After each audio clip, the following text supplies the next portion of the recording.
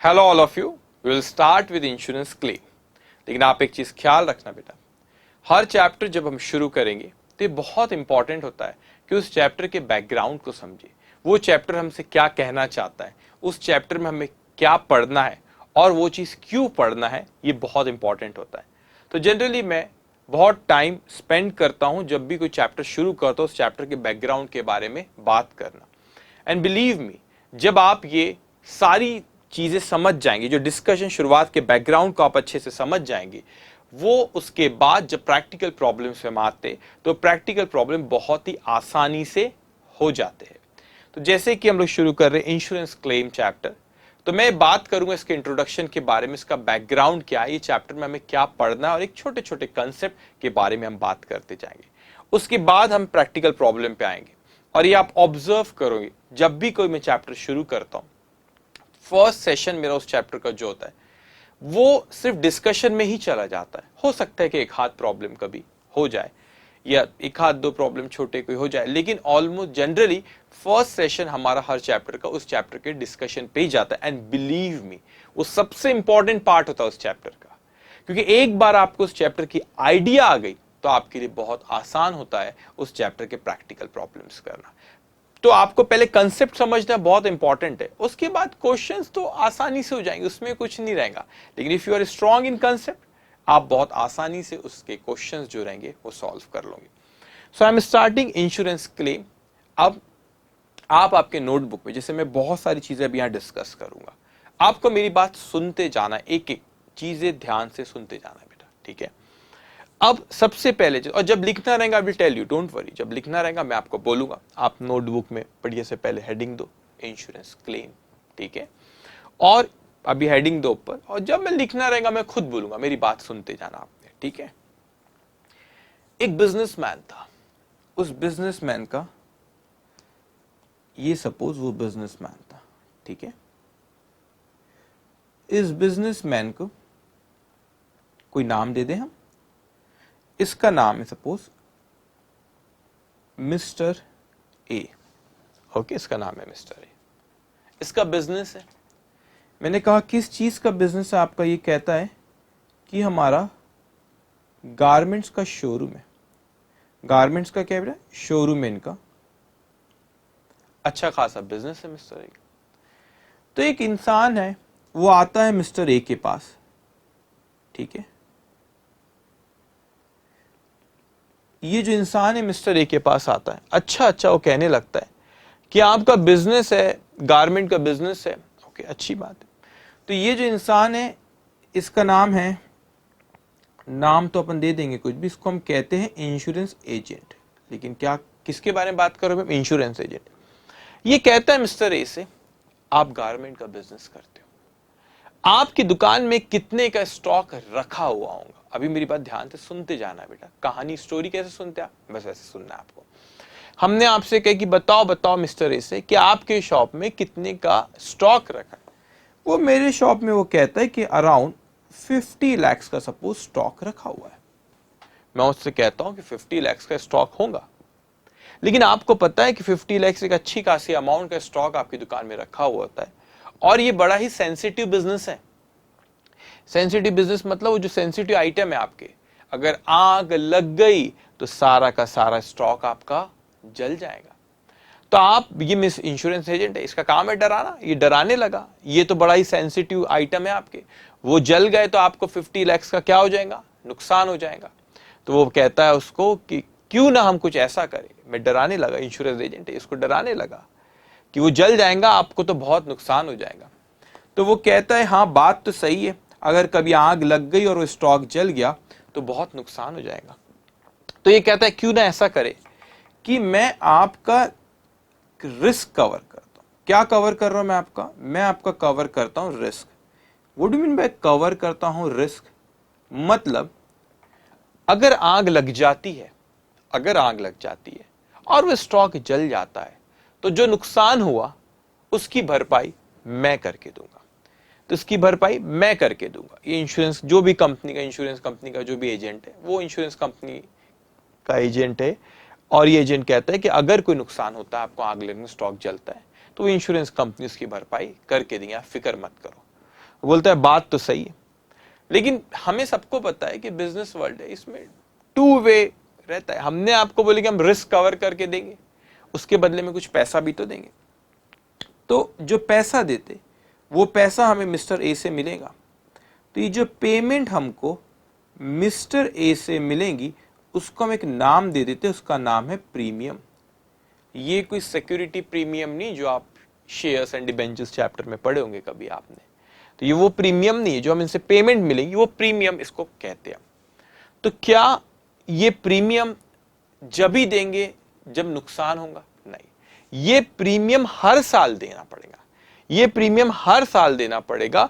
और ये जो आप पैसे दे रहे इसके बदले में मैं रिस्क कवर करता हूं। अगर आग लगी तो उस नुकसान की भरपाई मैं करके दूंगा, मगर प्रीमियम तो आपसे मैं एनुअली लूंगा, और अगर नुकसान होता है, अगर आग लगती तो ही मैं भरपाई करके दूंगा। तो आप बोलेंगे कैसे पैसे आ रहे उसके बदले में आप क्या दे रहे हो? मैं कवर कर रहा हूं रिस्क, अगर आग लगी तो उसकी भरपाई मैं करके दूंगा। तो क्या इसका यह मतलब होता है सर कि हमारा जो हर साल प्रीमियम गया और अगर नुकसान नहीं हुआ हमको, सपोज आप हर साल प्रीमियम तो दे रहे हो, लेकिन सपोज ये आपका शोरूम है, तो ये आपका शोरूम है, और अगर ठीक है आप मेरे को हर साल प्रीमियम तो दे रहे हो बेटा, लेकिन अगर इसमें आग नहीं लगी, नुकसान नहीं हुआ, तो नुकसान नहीं हुआ, अगर हमको आग नहीं लगी और नुकसान नहीं हुआ, क्या तो भी प्रीमियम देना पड़ेगा? हाँ बेटा, ये प्रीमियम तो आपको एनुअली देना ही है, लेकिन उसके बदले में मैंने कवर कर रखा रिस्क, और अगर आपको कभी आग लगी, कभी नुकसान हुआ, तो फिर मैं भरपाई करके दूंगा। ठीक है, अब आप खुद सोचो ना, आपने आपके पेरेंट्स से पूछना, उन्होंने आपके व्हीकल के इंश्योरेंस निकाल रखे होंगे, तो हर साल वो कुछ पैसा देते होंगे इंश्योरेंस कंपनी को बेटा। तो इंश्योरेंस कंपनी को जो वो पैसा देते हैं वो तो हर साल देते हैं, लेकिन इसका ये मतलब थोड़ी ना कि अब आप जाओगे और अपनी गाड़ी को कहीं पे भी ठोकर मार दोगे और बोलेंगे चलो चलो क्लेम करते रहे। नहीं, अगर एक्चुअल में आपका एक्सीडेंट हुआ, ऐसा हो ना, नुकसान हुआ, तो आप इंश्योरेंस कंपनी से पैसा मांगोगे, लेकिन प्रीमियम तो एनुअली हमको देना है। अब मैंने कहा कि सर ठीक है सर, मैं इंश्योरेंस एजेंट हूं, मैंने उनको डराया और मैंने कहा कि देखो देखो देखो, आपका गारमेंट का बिजनेस है, आपको 50 लाख का आपकी दुकान में स्टॉक रखा होता है, तो आपकी दुकान में अगर 50 लाख का जनरली स्टॉक रखा होता है, अगर आग लग गई और वो जल गया तो आपका क्या हो जाएगा बेटा? बहुत नुकसान हो जाएगा। ये तो बड़े सेंसिटिव आइटम है, जो इन्वेंट्री आपकी है बड़ी सेंसिटिव है, अगर आग लगी तो सारी की सारी जल जाएंगी। वो बोले सही बात है सर, सारी की सारी जल जाएंगी। तो वो कहता है कि सर ठीक है, अगर यहां पे हम एक बात बताइए कि मैं स्टॉक की, मैं इसी तरह की पॉलिसी आप कवर करते हो रिस्क, और जो भी नुकसान होता है उस नुकसान की आप भरपाई करके दोगे। तो क्या ये जो इंश्योरेंस होता है बेटा, इंश्योरेंस बहुत तरीके के होते हैं, बहुत तरीके के होते हैं। क्या सिलेबस में हमको जैसे लाइफ इंश्योरेंस होता है ना, बहुत सारे होते हैं, स्टॉक का इंश्योरेंस निकलता है, फिर आपका व्हीकल का इंश्योरेंस निकलता है, बहुत तरह के इंश्योरेंस निकलते हैं। तो क्या हर तरह के इंश्योरेंस हमको इस चैप्टर में? The answer is no. Basically अगर आप देखो तो इस चैप्टर का नाम है इंश्योरेंस क्लेम। तो अगर वो नुकसान होता है, अगर आग लगती है, अगर वो नुकसान होता है, तो हम भरपाई करके देंगे। तो हमने कहा सर नुकसान होगा तो आप हमसे पैसा मांगोगे, नुकसान होगा तो आप हमसे पैसा मांगोगे। तो बेटा वो नुकसान जो है, वो जो नुकसान हमसे पैसा मांगेगा उसी को कहते हैं क्लेम। मैंने कहा कि मैंने अपने स्टॉक की सपोज इंश्योरेंस निकाल रखा हूं, अगर आग लगती है, स्टॉक जलता है, मेरा नुकसान होता है, तो मैं इंश्योरेंस कंपनी से पैसा मांगूंगा कि आग लग गई, स्टॉक जल गया, नुकसान हो गया, लाओ लाओ पैसा दो, नुकसान हो गया। तो जब मैं इंश्योरेंस कंपनी से पैसा निकाल मांगूंगा, जो अमाउंट उनसे मांगूंगा उसी को कहते हैं क्लेम। जो नुकसान हुआ जो उनसे मांगूंगा उसे कहते हैं क्लेम। तो जो पैसा इंश्योरेंस कंपनी से मांगूंगा उसे कहते हैं क्लेम। अच्छा, तो नुकसान क्या बहुत तरीके के होते, तो क्या हमारे सिलेबस में हर तरीके की इंश्योरेंस पॉलिसी कवर है? The answer is no. सिर्फ 2 तरीके की कवर है आपके सिलेबस में, उस पर हम चर्चा करेंगे। लेकिन आप खुद सोचिए बेटा, ये तो इंश्योरेंस कंपनी का ये एजेंट है, वो बिजनेसमैन है, नुकसान कौन होगा? जिस क्लेम कौन करेगा? जिसका नुकसान हुआ वही क्लेम करेगा, लाओ लाओ लाओ पैसा दो। तो आप किसके पॉइंट ऑफ व्यू से बात कर रहे हैं? इस चैप्टर में मिस्टर ए के पॉइंट ऑफ व्यू से बात कर रहे हैं। We are discussing from mister A point of view कि जब उसको नुकसान होगा तो वो नुकसान का कैलकुलेशन करेगा और इंश्योरेंस कंपनी से पैसा मांगेगा। तो हमें चैप्टर में पढ़ना है कि वो नुकसान का कैलकुलेशन कैसे करना है, नुकसान का कैलकुलेशन कैसे करना है। तो हमने कहे सर अच्छा, तो वो नुकसान तो बहुत तरीके के होते, कभी फिक्स एसेट हो सकता है जल गई तो नुकसान हुआ, कभी हम कहते हैं लाइफ इंश्योरेंस निकाले तो वहां पे को रहता है, कभी आपने कहे कि स्टॉक का निकाले, कभी आपने व्हीकल का इंश्योरेंस निकाले, तो ऐसे कई तरह के इंश्योरेंस निकाले। नुकसान तो आपको किसी पे भी हो सकता है, लेकिन क्या वो क्लेम का जो अमाउंट हमें इस चैप्टर में कैलकुलेट करना सीखना है, तो क्या हर तरीके का क्या? नहीं, हम लोगों को इस चैप्टर में बात करनी है, हम लोगों को इस चैप्टर में बात करनी है इंश्योरेंस। कौन सी बात करनी है हमें?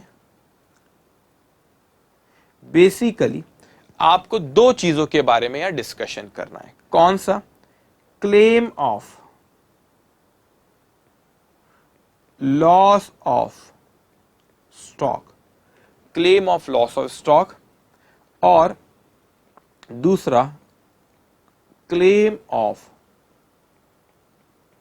Loss of profit.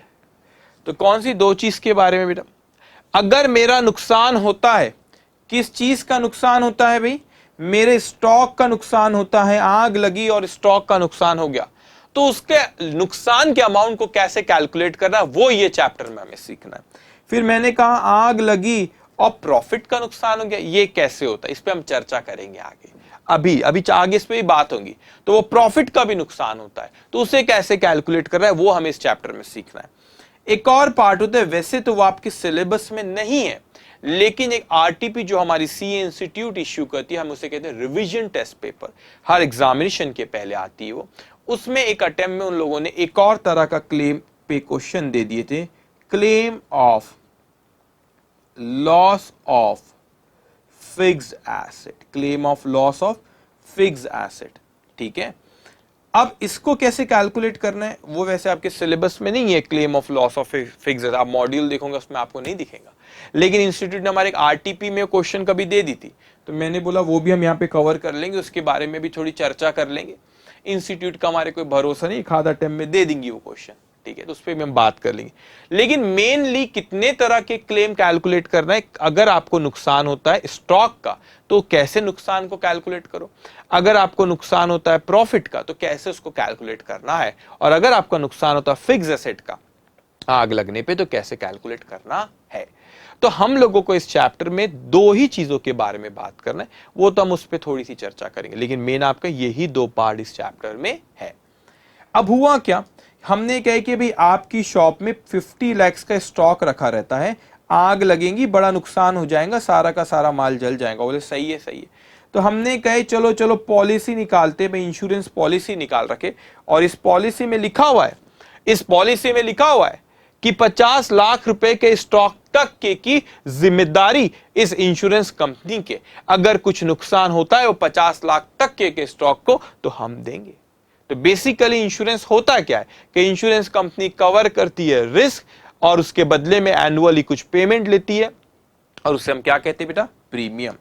जनरली वो एनुअली लेते हैं पेमेंट। ओके, तो व्हाट इज इंश्योरेंस? अगर मैं कहूं insurance is a contract which covers risk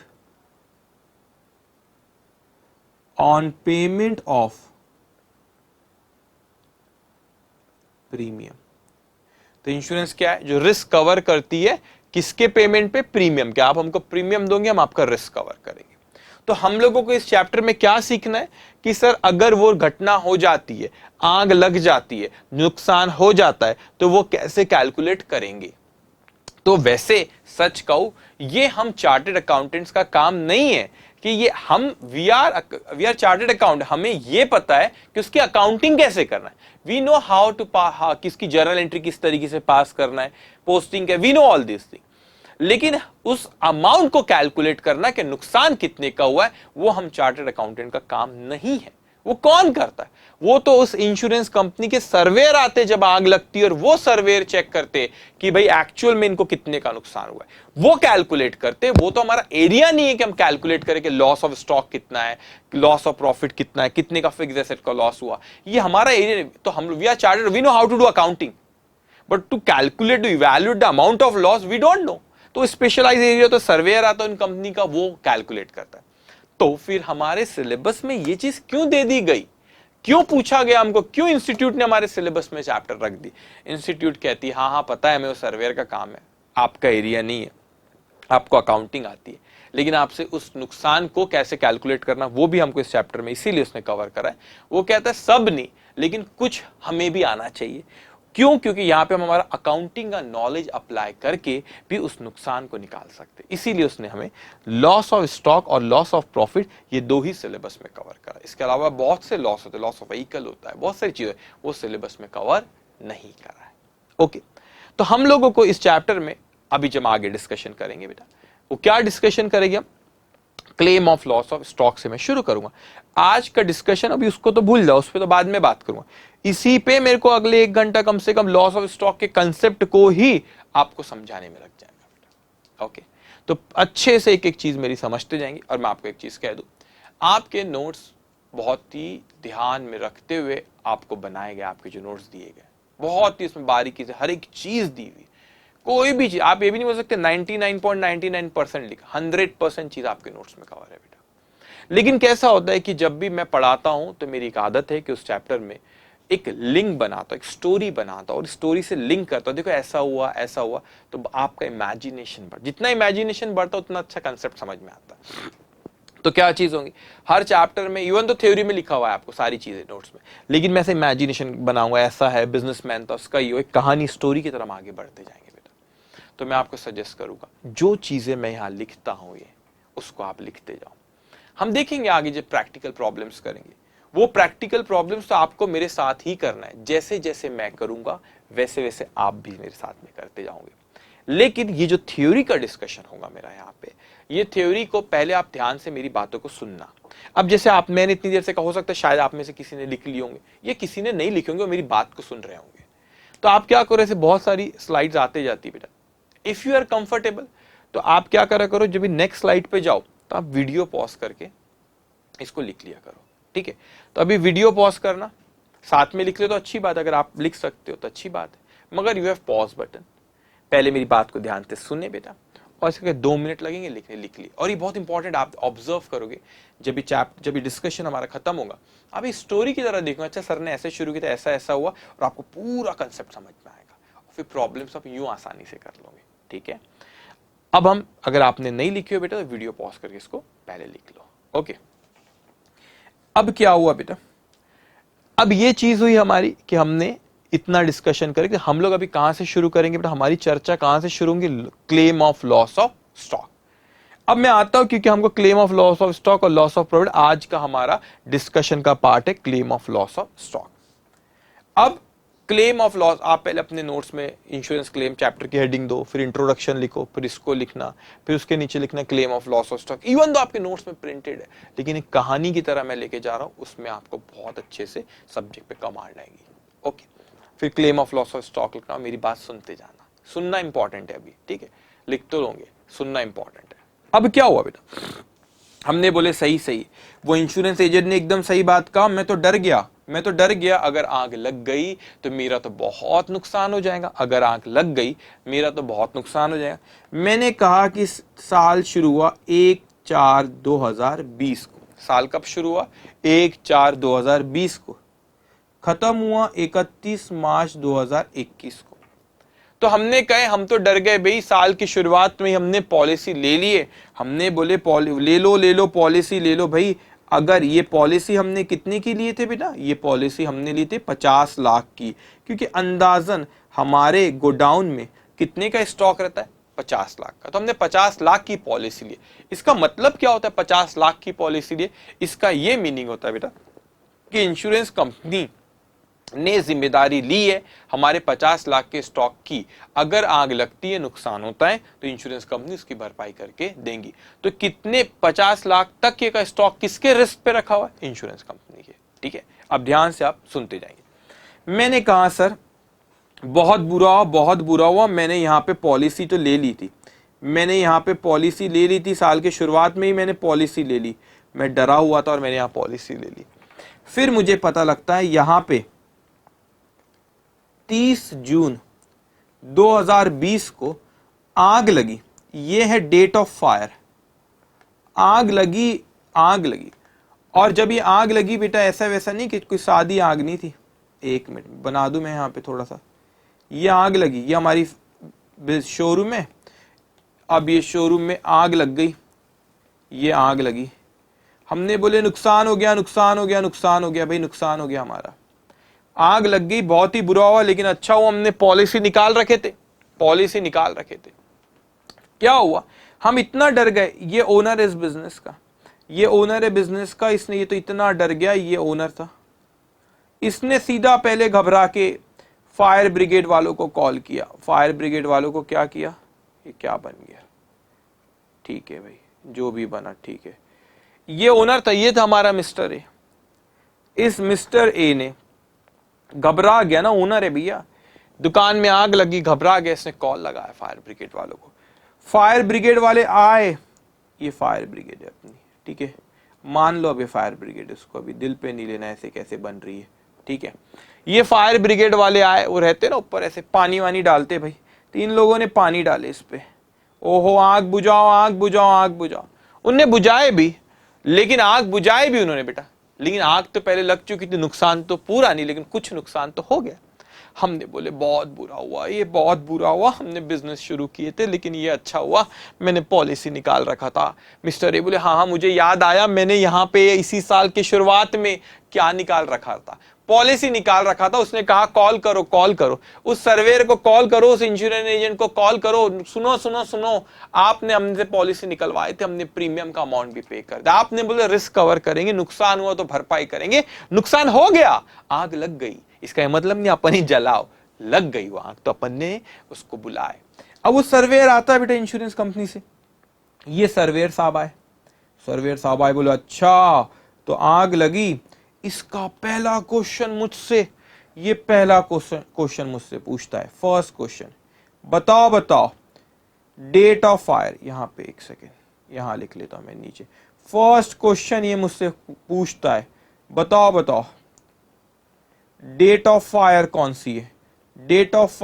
सी है, आग कब लगी। मैंने कहा सर 30 जून को आग लगी रात में, पता नहीं कहां से वो रॉकेट आया और आग लग गई, ठीक है, ऐसे ही जल गया, कुछ भी हुआ, शॉर्ट सर्किट हुआ, जैसे भी आग लगी और जल गया सर, 30 जून को लगी, बहुत बुरा हुआ।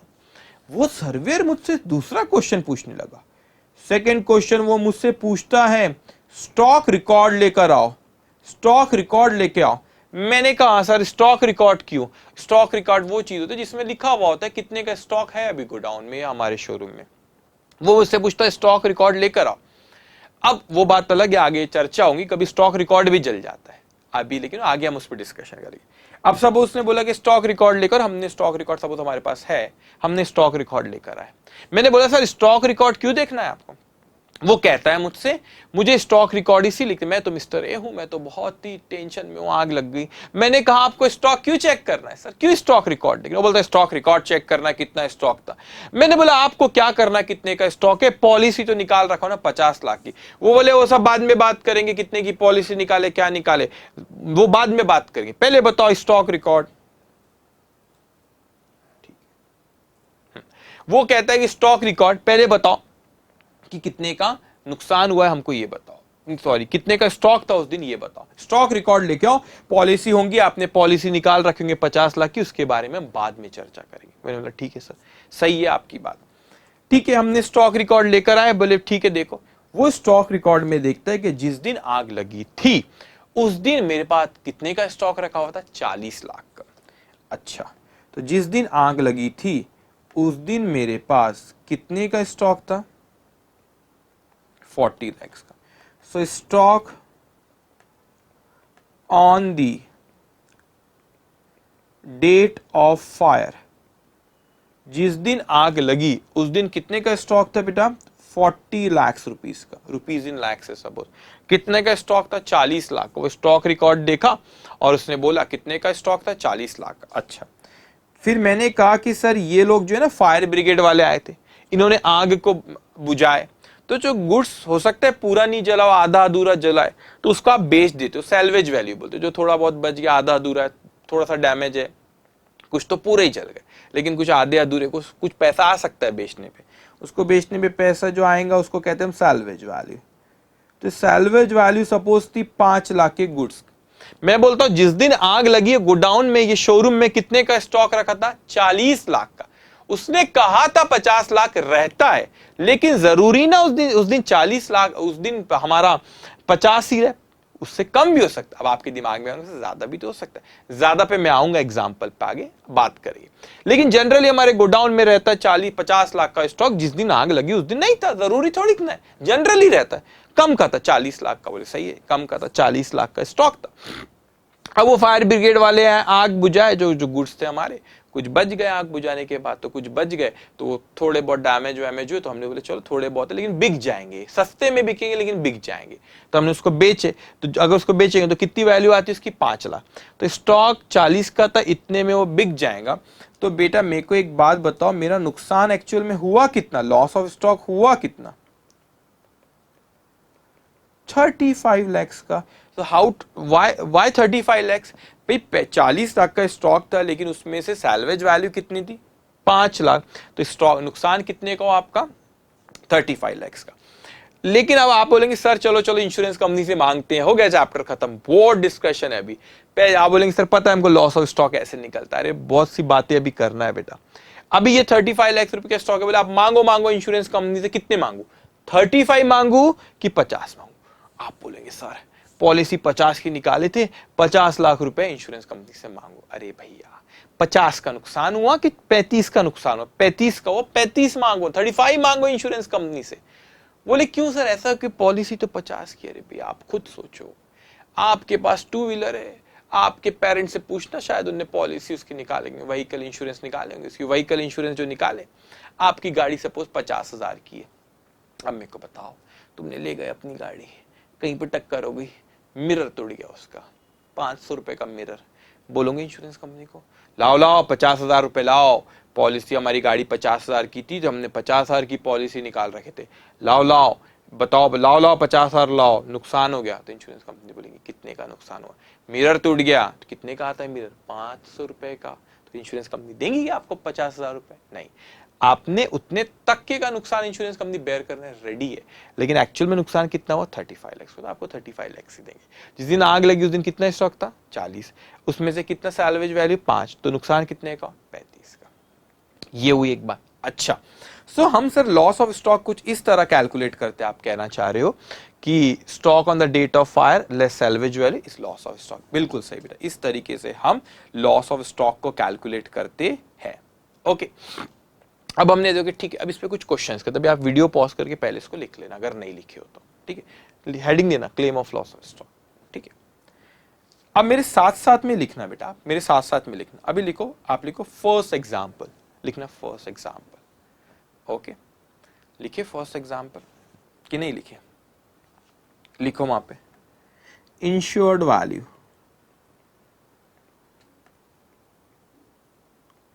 इंश्योर्ड वैल्यू मतलब वो पॉलिसी अमाउंट को कहते हैं। पॉलिसी अमाउंट सपोज 100 lakhs की है, कितने की 100 lakhs की। जिस दिन आग लगी, stock on the date of fire, stock on the date of fire कितने 80 lakhs की। जिस दिन आग लगी उस दिन कितने का स्टॉक था 80 लाख का। सैल्वेज वैल्यू वो था 10 lakhs का। तो अब आपको बोलूंगा बताओ बताओ स्टॉक लॉस ऑफ स्टॉक कितना, फट से बोलोगे। जिस दिन आग लगी उस दिन 80 का स्टॉक था, सैल्वेज वैल्यू थी 10 की, तो लॉस ऑफ स्टॉक हुआ 70 का। So loss of stock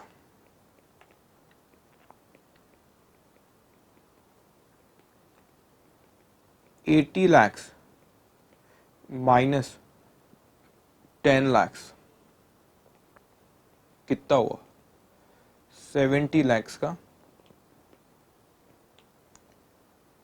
70 lakhs का क्या हुआ बेटा आपका लॉस ऑफ स्टॉक हुआ। ओके सो 80 lakhs का था 10 lakhs का सेल्वेज था तो लॉस ऑफ स्टॉक कितना हुआ बेटा 70 lakhs। ओके तो मगर मैं बोलूंगा सर मैंने तो पॉलिसी 100 lakhs की निकाला था, इंश्योरेंस कंपनी के भरोसे 100 लाख तक के का स्टॉक रखा था। अरे भाई नुकसान होगा 100 लाख का तो देंगी ना, हमें नुकसान कितने का हुआ 70 lakhs का। जिस दिन आग लगी stock on the date of fire कितना स्टॉक रखा था 80 lakhs, सैल्वेज वैल्यू कितनी 10 lakhs, तो नुकसान कितने का हुआ 70 lakhs का। तो 70 का नुकसान हुआ तो इंश्योरेंस कंपनी से 70 मांगूंगा ना, बोलूंगा कि पॉलिसी आप मैंने 100 लाख की निकाला तो 100 लाख दो। अरे भाई आपने अपनी व्हीकल का पॉलिसी निकाल रखे 50,000 की, मिरर टूटा तो देंगी इंश्योरेंस कंपनी आपको 50,000। क्या बात करते हो 50,000 देंगी? नहीं, 500 रुपए का मिरर है आपका, 500 रुपए देंगी आपको जितने का नुकसान हुआ बेटा। ठीक है तो लॉस ऑफ स्टॉक यहां पर 70 lakhs। अब मेरे साथ साथ लिखना है आपको फर्स्ट एग्जाम्पल, लिखो अब आप second example. Second example insured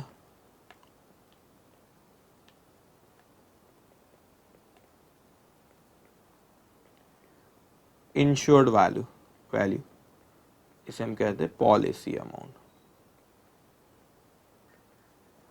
100 lakhs की। अब stock on the date of fire, stock on the date of fire 200 lakhs। इसी का तो इंतजार था सर हमें, पॉलिसी 100 लाख की, लेकिन वो तो अंदाजे से आपने बोले स्टॉक उतने का है, स्टॉक ऑन द आपने पॉलिसी निकाले 100 लाख का, लेकिन जरूरी थोड़ी कि ना स्टॉक भी उतना ही रहे, स्टॉक तो ज्यादा भी हो सकता है ना। अब हमारे पास स्टॉक कितने का रखा है बेटा 200 lakhs का। हाँ अब आएगा मजा असली, अभी तक स्टॉक कम रहता था तो कोई चिंता नहीं रहती, अभी स्टॉक ज्यादा है। सैल्वेज वैल्यू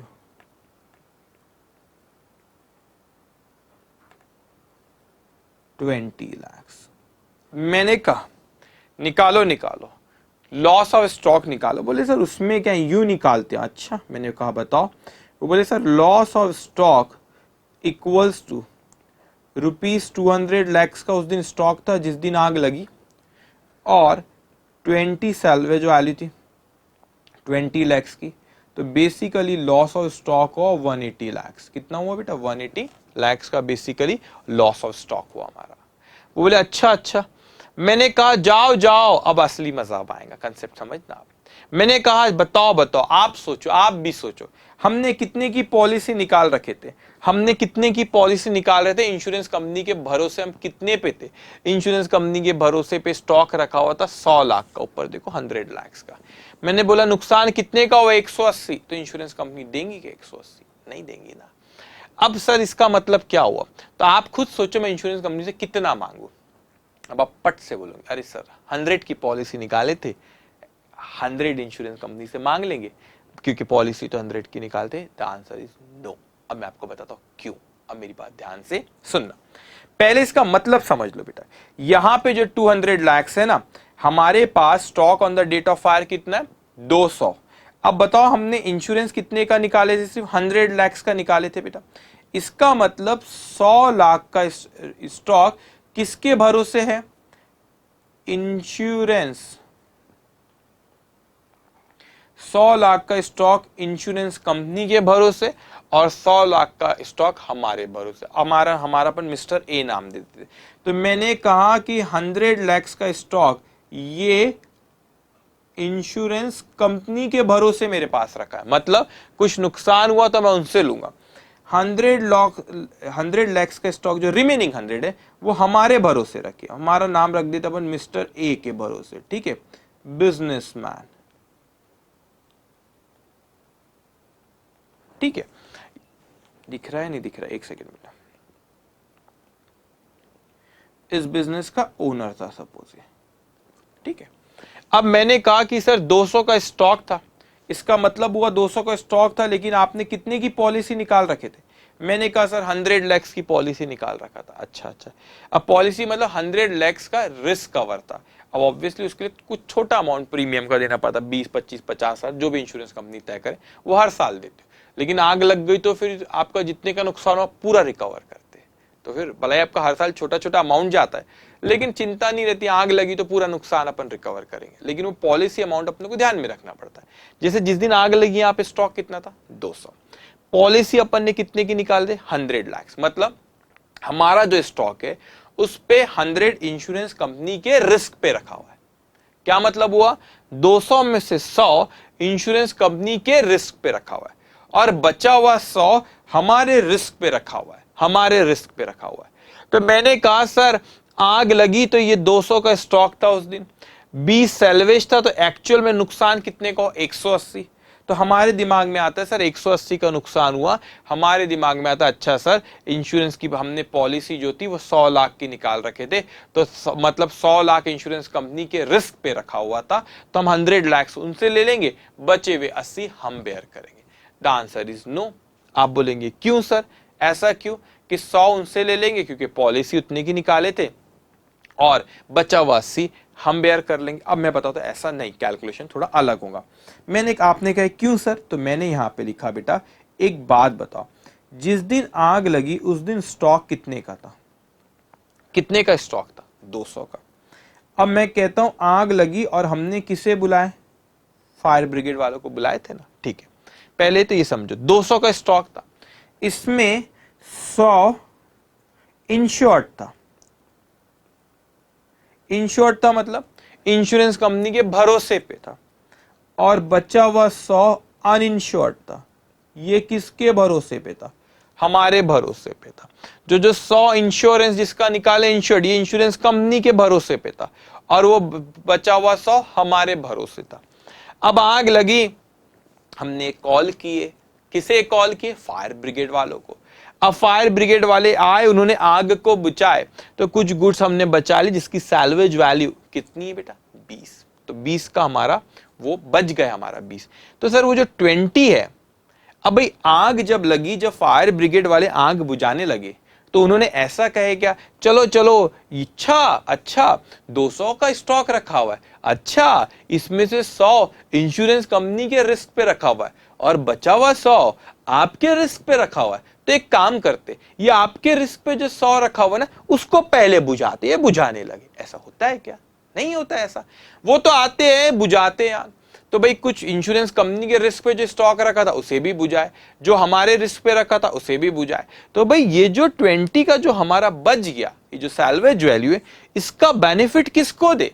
अगर मैं कहता हूं इसका बेनिफिट हम अनइंश्योर्ड मतलब हमारे रिस्क पे, ये किसके रिस्क पे रखा हुआ है, ऐसे लिखना पड़ता है, एक मेरे को,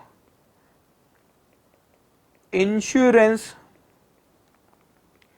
कंपनी के, देखो मैं ऐसे भी लिखता हूं और आपको भी वैसे ही लिखना, आप बोलेंगे सर ऐसे लिखे हिंदी में, हाँ, के रिस्क पे, इंश्योरेंस कंपनी के रिस्क पे, ठीक है, ये हमारे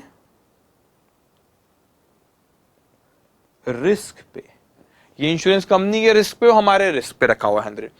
अब वो फायर ब्रिगेड वाले आए, उन्होंने आग बुझाए, तो उन्हें ऐसा तो नहीं बोले अच्छा ये तो इंश्योरेंस कंपनी के रिस्क का रखा हुआ है 100 लाख का स्टॉक, इसको मत बुझाओ, अरे रे रे ये ओनर के रिस्क पे यार, उसका बुझाओ गुड़, उसका बुझाओ, ऐसा नहीं हुआ। वो पूरे गुड्स पूरा पूरा पूरा आग बुझाने की कोशिश करेगा। अब वो 20 का बेनिफिट कैंसिल कौन लेगा, मैंने कहा नहीं सर वो हमारा गुड्स था, हमारे गुड्स वो 20 बचे हुए, तो मैंने कहा ठीक है 20 माइनस करो, तो ये कितना आ गया 80। तो बोलेंगे चलो ये 100 का नुकसान हुआ और वो 80, क्योंकि 100 में से 20 बच गए, सपोज 100 में से हमारे 100 में से 20 बच गए, तो 100 में से 20 बच गए मतलब सैल्वेज वैल्यू, वो गुड्स बिक जाएंगे, उस 20 लाख रिकवर हो जाएंगे। तो एक्चुअल में हमारा नुकसान हुआ 80 का, हम इंश्योरेंस कंपनी को बोलेंगे 100 तुम दे दो, बचा हुआ 80 हम बेयर करते, 100 और 80 180, तो देखो लॉस ऑफ स्टॉक भी 180। इंश्योरेंस कंपनी बोलेगी बेवकूफ समझो हमको, जो बेवकूफ समझो तुम हमको, जो हम पूरा का पूरा 100 बेयर कर ले।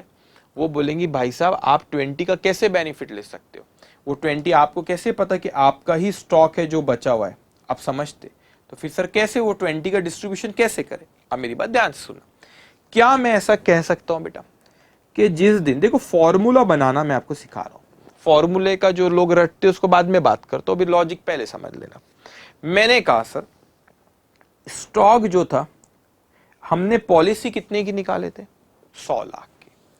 जिस दिन आग लगी उस दिन कितने का स्टॉक रखा था, 200 का। पॉलिसी 100 की निकाले, जिस दिन आग लगी कितने का स्टॉक था, 200 का। अच्छा, नुकसान कितना, अच्छा इतना पहले समझो। तो जिस दिन हमने पॉलिसी कितने की निकाले, 100 की, हमने पॉलिसी कितने की निकाले, 100 की, और जिस दिन आग लगी उस दिन स्टॉक कितने का था, वो बोले सर 200 का। तो मैं क्या कह सकता हूं कि 100 डिवाइडेड बाय 200 करो, 50 आएगा। तो क्या मैं कह सकता हूं 50% आएगा बेटा। ये जो 50% दिख रहा है भाई, हाँ, ये जो 50% आ रहा है, ये मैं क्या कह सकता हूं कि ये जो 50% है, this is percentage of insurance of stock, percentage of insurance of stock. तो मैं क्या कह सकता हूं कि जो 100 डिवाइड बाय 200, 50% जो आ रहा है बेटा, कि इसका मतलब ये हुआ कि जो हमारा स्टॉक था उसमें से कितना परसेंटेज का इंश्योरेंस कर रखे थे हमने, 50% का। 200 का स्टॉक था, 100 का इंश्योरेंस कर रखे थे, कितने परसेंटेज कर रखे थे, 50%। 200 में से 100 का हमने इंश्योरेंस निकाल रखे थे, कितने प्रतिशत इंश्योरेंस कर रखे थे, 50%। ठीक है, तो this is nothing but a percentage of insurance of stock. Stock था 200 का, हमने इंश्योरेंस निकाले 100, मतलब 50% हमने इंश्योरेंस निकाल रखे थे स्टॉक का। तो इंश्योरेंस कंपनी कहती कि भाई साहब, जब आपने अपने स्टॉक का सिर्फ 50% का इंश्योरेंस निकाले थे, तो आपको जो नुकसान हुआ उसमें से भी हम 50% ही देंगे आपको। ना वो 20 का बेनिफिट पूरा आप लोगे, ना पूरा हम लेंगे। हम इसको प्रोपोर्शनेट बात लेंगे, जितने प्रतिशत आपने इंश्योरेंस निकाल रखे उतने प्रतिशत आप उसको, हम लॉस को बेयर करेंगे। लॉस हुआ कितना, 180, तो 50% आपने अपने स्टॉक का इंश्योरेंस निकाले हो, तो लॉस का 50% कौन बेयर करेंगे, इंश्योरेंस कंपनी। तो ये कितना आएगा बेटा, 90। मतलब यहां पे हम इंश्योरेंस कंपनी से लेंगे 90, नुकसान कितना हुआ, 180 का, और 90 हम बेयर करेंगे। तो वो जो 20 था ना, 20, लॉजिक समझो, वो 20 का पूरा बेनिफिट इसको देते तो 100 माइनस 20 80 बचता, पूरा हम लेते तो 100 माइनस 20 80 बचता। तो ना ही तो इनको पूरा, ना ही तो हमको पूरा, दोनों को बेनिफिट दिए। कैसे, देखो आप लॉजिक, इन्होंने 50% का इंश्योरेंस निकाले थे ना, तो 20 का 50% निकालो, 10, 100 माइनस 10, 90, तो 90 आया यहाँ पे। और फॉर्मूला कैसे, फॉर्मूले को समझना, अभी मैं लिखा के भी देता हूँ फॉर्मूला, लेकिन इसका लॉजिक पहले समझना। स्टॉक था 200 का, आपने इंश्योरेंस निकाले थे 100 तक के, 100 के स्टॉक की, मतलब आपने 50% अपने स्टॉक का इंश्योरेंस निकाले थे, तो नुकसान भी 50% ही हम इंश्योरेंस कंपनी से लेंगे, तो वो आता है हमारा 90। तो लॉस था 180, उसका 50% 90। तो अब आप ऐसा, अब ये लॉजिक आपको नहीं बताएगा बेटा, बुक में नहीं लिखा रहेगा, लेकिन अगर आप यहां पे देखोगे इसका फॉर्मूला दिया हो, इसका फॉर्मूला क्या होता है, हाँ, इसी कंसेप्ट को हम कहते हैं एवरेज क्लॉज, एवरेज क्लॉज। ठीक है, अब मैं यहां पे लिखता हूं एवरेज, दिख रहा है भाई, हाँ ठीक है, एक मिनट में यहां लिख दूं, इधर पे स्पेस है, यहां लिख देता हूं आगे। इसी कंसेप्ट को क्या कहते हैं बेटा, एवरेज क्लॉज। तो जब ये एवरेज क्लॉज कहते हैं इसको, अब मैं बताता हूं एवरेज क्लॉज कब लगेगा, आराम से बस मेरी बात सुनते जाना। एवरेज क्लॉज कहते हैं इसको। तो एवरेज क्लॉज में हम कैसे कैलकुलेट करते हैं बेटा क्लेम के अमाउंट को, एवरेज क्लॉज में हम जो क्लेम रहता है उसे कैलकुलेट करते, इंश्योर्ड वैल्यू, इंश्योर्ड वैल्यू कितनी थी, insured value 100 sir, okay, divided by stock on the date of fire, कितना था 200, मल्टीप्लाई बाय लॉस कितना था 180। तो ये तो फॉर्मूला है, वो लोग ऐसा रटते हैं, insured value divided by stock on the date of fire multiply by loss, ये लॉजिक समझो उसका। ये क्या है, वो insured value divide by stock on the date of fire, this what, percentage of insurance of stock. तो जो नुकसान हुआ, जितने परसेंटेज आपने इंश्योरेंस निकाले उतने परसेंट हम इंश्योरेंस कंपनी से लेंगे, इसे क्या कहते हैं, एवरेज क्लॉज। तो मैं सोचने लगा सर कि 200 में से 100 का स्टॉक हमने 200 का स्टॉक था, उसमें 100 का इंश्योरेंस निकाले थे, मतलब 100 का इंश्योरेंस कंपनी के भरोसे, 100 का हमारे भरोसे।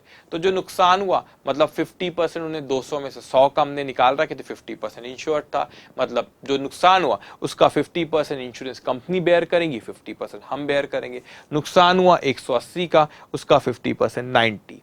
तो वो इंश्योरेंस कंपनी से लेंगे, बचा हुआ 90 हम बेयर करेंगे। लेकिन मैं सोचने लगा सर ये एवरेज क्लॉज आपने सेकंड एग्जांपल में लगा दी, लेकिन यहां पे अगर मैं देखूं फर्स्ट एग्जांपल में तो आपने एवरेज क्लॉज लगाए ही नहीं थे। यहां पे लॉस ऑफ स्टॉक था 70, पूरा का पूरा 70 मैं उनसे लूंगा। किन से लूंगा बेटा? पूरा का पूरा 70। मैं यहां पे बोलूं मेरा नुकसान हुआ 70 का, तो मैं इंश्योरेंस कंपनी से क्लेम करने लगा। क्लेम जो रहेंगे ना फुल क्या फुल भैया?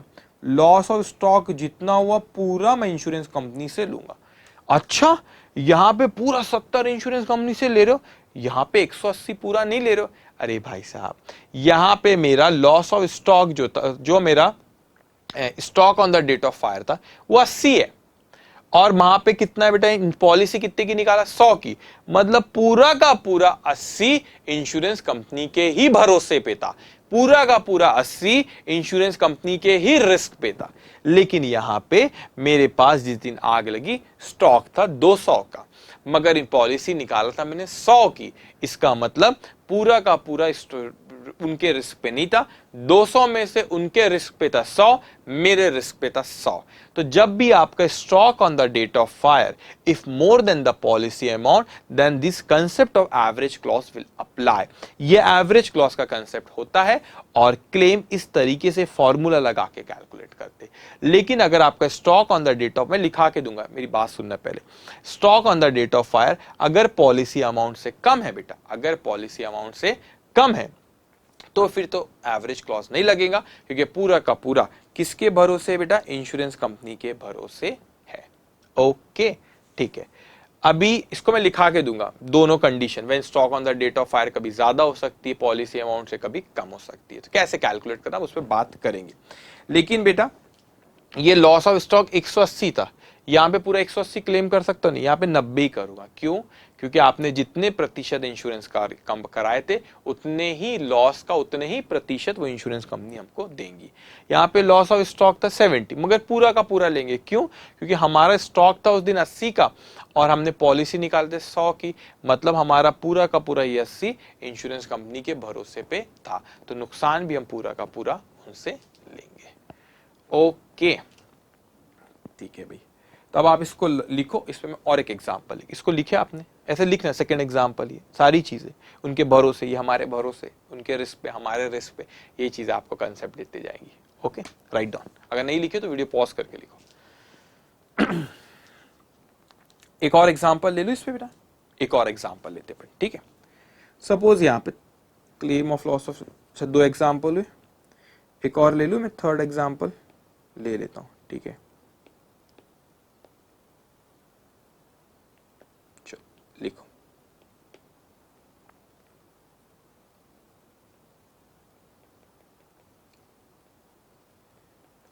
Third example.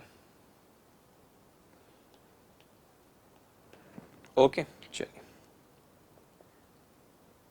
इंश्योर्ड अमाउंट, इसे हम क्या कहते हैं? Policy amount.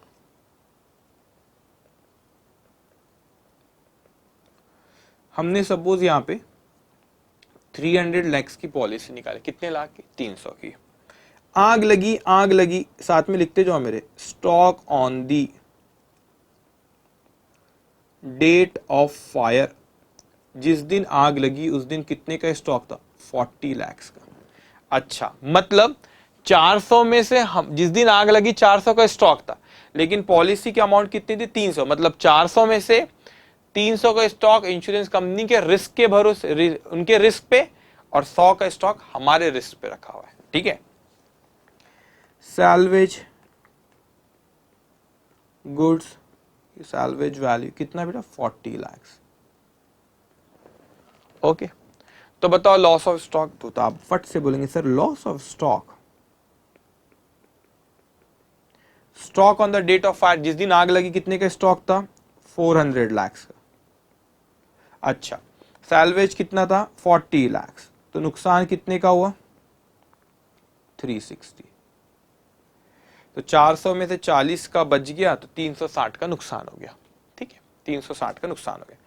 अब वही बात आती है, आप बोलेंगे सर चलो 360 का नुकसान हुआ, हमने इंश्योरेंस निकाल दिया 300 से, तो ले लो 300 उनसे 60 हम बेयर कर लेंगे। बोला भाई साहब, वो नहीं देंगी हमको 300, वो बोलेंगी जितने प्रतिशत तुमने इंश्योरेंस निकाले थे अपने स्टॉक का उतने ही प्रतिशत हम लॉस का तुमको देंगे। सही भी बात है। तो हाँ, यहाँ पे एवरेज क्लॉज लग जाता है। यहाँ पे फिर क्लेम का अमाउंट अलग हो जाता है। कब? जब stock on the date of fire अगर आपके पॉलिसी अमाउंट से ज्यादा है। वो मैं एक आपको चार्ट बना के दूंगा, पहले मेरी सुनो। तो क्लेम हम कैसे कैलकुलेट करते? सर हम एवरेज क्लॉज लगाते। कब एवरेज क्लॉज लगता है बेटा? जब stock on the date of fire is more than the policy amount. तो कैसे कैलकुलेट करते? इसको कैलकुलेट करते इंश्योर्ड वैल्यू डिवाइडेड बाय, ये फॉर्मूला बने कैसे वो इंपॉर्टेंट है, stock on the date of fire multiply by loss. अब ये फॉर्मूला बना कैसे वो इंपॉर्टेंट है बेटा। अब देखो बताओ कि इंश्योर्ड वैल्यू कितनी थी, आपने पॉलिसी कितने की निकाल रखे थे? 300 लाख की। लेकिन जिस दिन आग लगी उस दिन कितने का स्टॉक था? 400 का। तो आप मेरे को बताओ ये कितने परसेंटेज आता है? 75% आता है। इसका मतलब क्या होता है 75% का बेटा?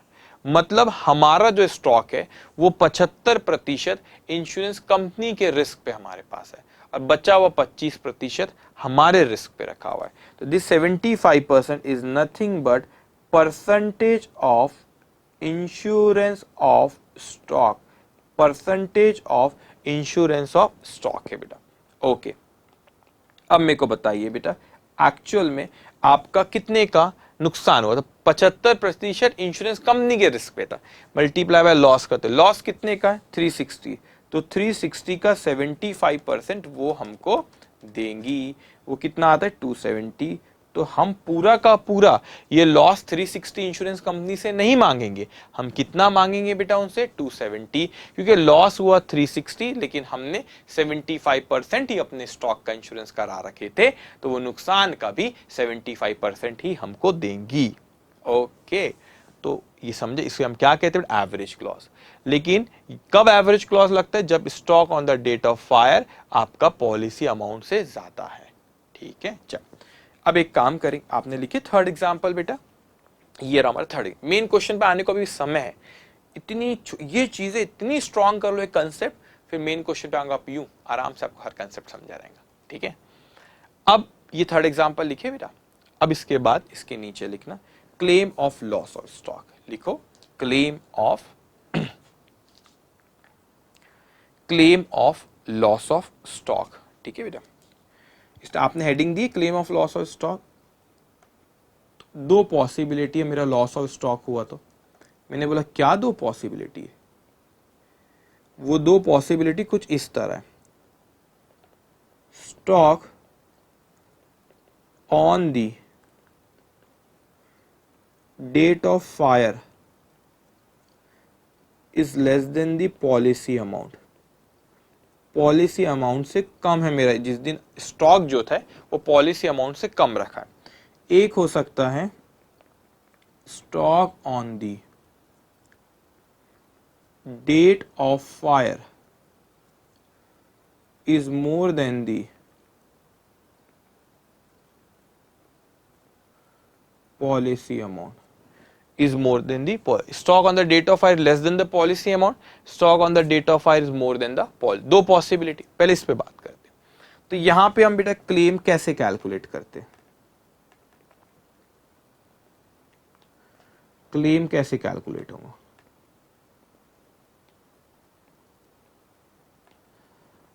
Stock on the date of fire less salvage value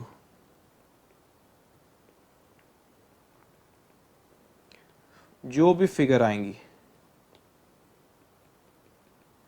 that is loss of stock, और यहां पे जो भी मेरा नुकसान हुआ, क्योंकि मेरा जो स्टॉक है वो पॉलिसी अमाउंट से कम है, इसका मतलब पूरा का पूरा इंश्योरेंस कंपनी के रिस्क पे भरोसे पे था बेटा वो स्टॉक, तो मैं पूरा का पूरा उनसे क्लेम करूंगा जो भी नुकसान हुआ। तो यहां पे क्लेम इक्वल्स टू, ये तो आप ऐसा लिखो, जो आपका लॉस ऑफ स्टॉक है वही आप इंश्योरेंस कंपनी से क्लेम करोगे, इसे कहते हैं फुल क्लेम। पूरा का पूरा वही हम इंश्योरेंस कंपनी से क्लेम करेंगे, ठीक है, क्योंकि पूरा उनके भरोसे पे, तो जो नुकसान हुआ पूरा का पूरा हम उनसे लेंगे, ये लिखना है आपको। अब दूसरी पॉसिबिलिटी बेटा कि मेरा जो स्टॉक है पॉलिसी अमाउंट से ज्यादा है, मतलब पॉलिसी अमाउंट से ज्यादा है मतलब कुछ इंश्योरेंस कंपनी के रिस्क पे, कुछ मेरे रिस्क पे, तो कुछ एवरेज क्लॉज लाएंगे, जितने प्रतिशत हमने इंश्योरेंस निकाल रखे अपने स्टॉक का, उतने प्रतिशत इंश्योरेंस कंपनी हमारे लॉस को देंगी, हमें जो लॉस हुआ। तो कैसे कैलकुलेट करते हो, average clause.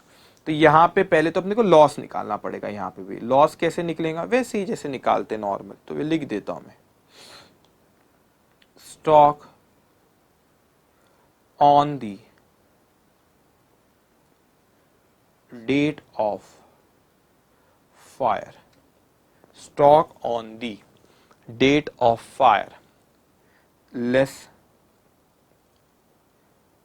salvage value, less salvage value,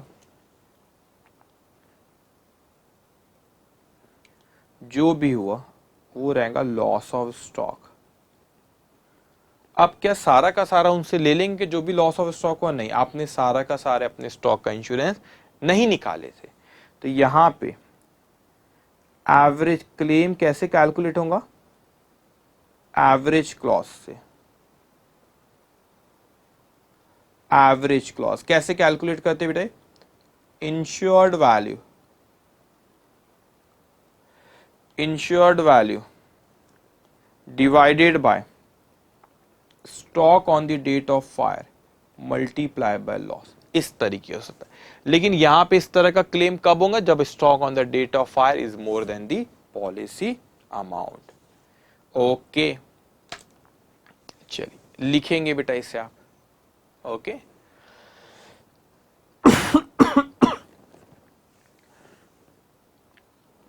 okay, लिखे, अगर नहीं लिखे तो वीडियो पॉज करके इसको लिख लेंगे बेटा। तो कहानी शुरू कैसे हुई थी बेटा हमारी, यहां से हमने बोले सर जब चैप्टर शुरू किए, अगर आपने नहीं लिखे हो, लिखे ना उसको, आई होप लिख लिए होंगे, साथ साथ में लिखा करो बेटा, जब मैं बोलता हूं साथ में लिखो तो साथ में लिखना रहेगा आपको, ठीक है। शुरू कैसे हुई थी कहानी, हमने बोले कि सर ठीक है, अब वो मिस्टर ए को बोले देखो देखो आपका 50 लाख का गारमेंट्स में स्टॉक रखा रहता है, आप इंश्योरेंस निकाल लो। उसने बोला ठीक है निकाल लेता हूँ। तो मैंने बोला नुकसान हुआ हम भरपाई करेंगे। तो इस चैप्टर में आपको loss of stock, loss of profit पढ़ना है। तो हमने लॉस ऑफ स्टॉक से शुरू करें, फिर हमने बोले देखो यहाँ पे पॉलिसी निकाले, आग लगी तो फिर हमने बोले जितने का जिस दिन आग लगी उस दिन कितना स्टॉक था, सैल्वेज वैल्यू माइनस करे, बचा हुआ क्या रहेगा, लॉस ऑफ स्टॉक। तो जो लॉस ऑफ स्टॉक हो वो इंश्योरेंस कंपनी से क्लेम करेंगे। फिर हमने कुछ एग्जांपल्स देखे इस पे ये। लेकिन बेटा क्या होता है, एवरेज क्लॉज कब लगता है, when stock on the date of fire is more than the policy amount, in that case average clause will apply, और उसमें इस तरीके से क्लेम कैलकुलेट होता है। और हमने आपको लॉजिक भी बताया कि फॉर्मूला, सब ऐसा फॉर्मूला आपको याद पड़े, फॉर्मूला बना कैसे वो इंपॉर्टेंट है, ठीक है। चलिए अब एक बड़ी इंपॉर्टेंट बात आती है, मैं जब से बोल रहा हूँ stock on the date of fire, यहाँ पे दे दिया था मैंने stock on the date of fire 400, यहाँ पे बोला stock on the date of fire 200, यहाँ पे बोला stock on the date of fire 80, यहाँ पे बोला कि ये सर्वेयर आता है, पहला क्वेश्चन पूछा बताओ, दूसरा क्वेश्चन पूछा बताओ बताओ स्टॉक रिकॉर्ड दो। उस स्टॉक रिकॉर्ड से मैं देखूंगा कि जिस दिन आग लगी उस दिन कितने का स्टॉक था, मैं चेक करूंगा। मगर भाई साहब इतनी आप बातें कर रहे हो, stock on the date of fire, stock on the date of fire, मुझको एक बात बताओ, जिस दिन आग लगी हमारे शोरूम में या हमारे गोडाउन में, तो क्या ये पॉसिबिलिटी भी नहीं है, ये पॉसिबल नहीं है बेटा कि आग लगी, जो स्टॉक का हिसाब किताब वहां पे रखा हुआ था वो भी जल गया, कि आग ऐसा बोलेंगी, नहीं नहीं नहीं नहीं, आपको कैसे जला सकते हैं हम, आप तो हमारा रिकॉर्ड मेंटेन करें स्टॉक का पूरा, आपको नहीं जलाते, हम थोड़ा सा साइड में होके जाते और गुड्स जो रखे उसको जलाते, ऐसा कुछ होगा क्या, नहीं, वो स्टॉक रिकॉर्ड को भी चलाएंगे बेटा। तो इसमें था तो लॉस ऑफ स्टॉक तो ये ऐसे ही निकालना है, तो इंस्टीट्यूट आपको यूं ही मार्क्स नहीं देंगी ना, 10 से 12 मार्क इस चैप्टर से एग्जामिनेशन में आ सकता है, 8 से 12 मार्क का।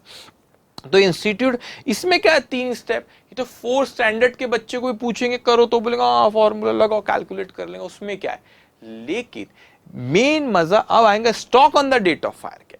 कोई आग लगी, अब बोलेंगे sir stock on the date of fire, ये क्वेश्चन मार्क है सपोज, मैंने कहा आप मेरे को बताओ stock on the date of fire, ये क्वेश्चन मार्क है। अब आपके नोट्स में लिखो stock on the date of fire, अब कंसेप्ट समझते हैं।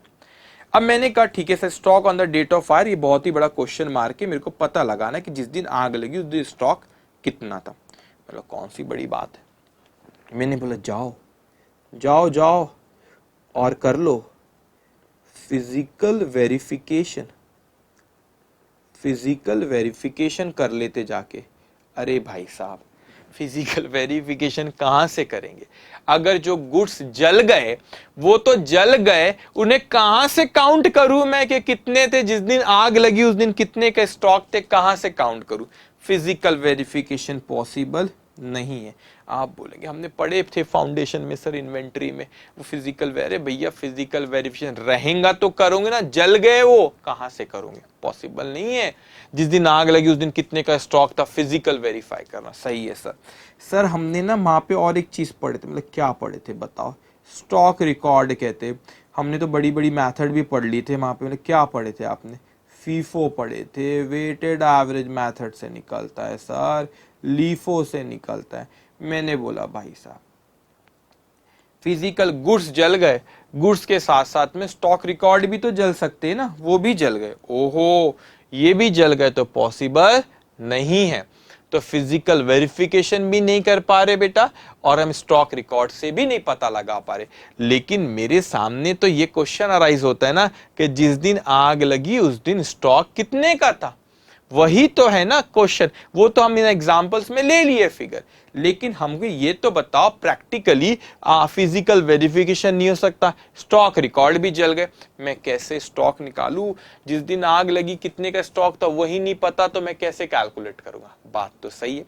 अब वही इंपॉर्टेंट चीज है कि कैसे हम वो कैलकुलेट करेंगे, तो समझते। मैंने कहा देखो बच्चों, हमारा साल कब शुरू हुआ था, एग्जाम्पल में ख्याल है आपको, हमारा साल शुरू हुआ था 1/4/2020 को, ये साल खत्म होता है 31 मार्च 2021 को, ठीक है। अब हुआ क्या, यहां पे आग लगी, कब आग लगी, 30 जून 2020 को आग लगी यहां पे, this is date of fire. हाँ ये तो है डेट ऑफ फायर, ठीक है सर।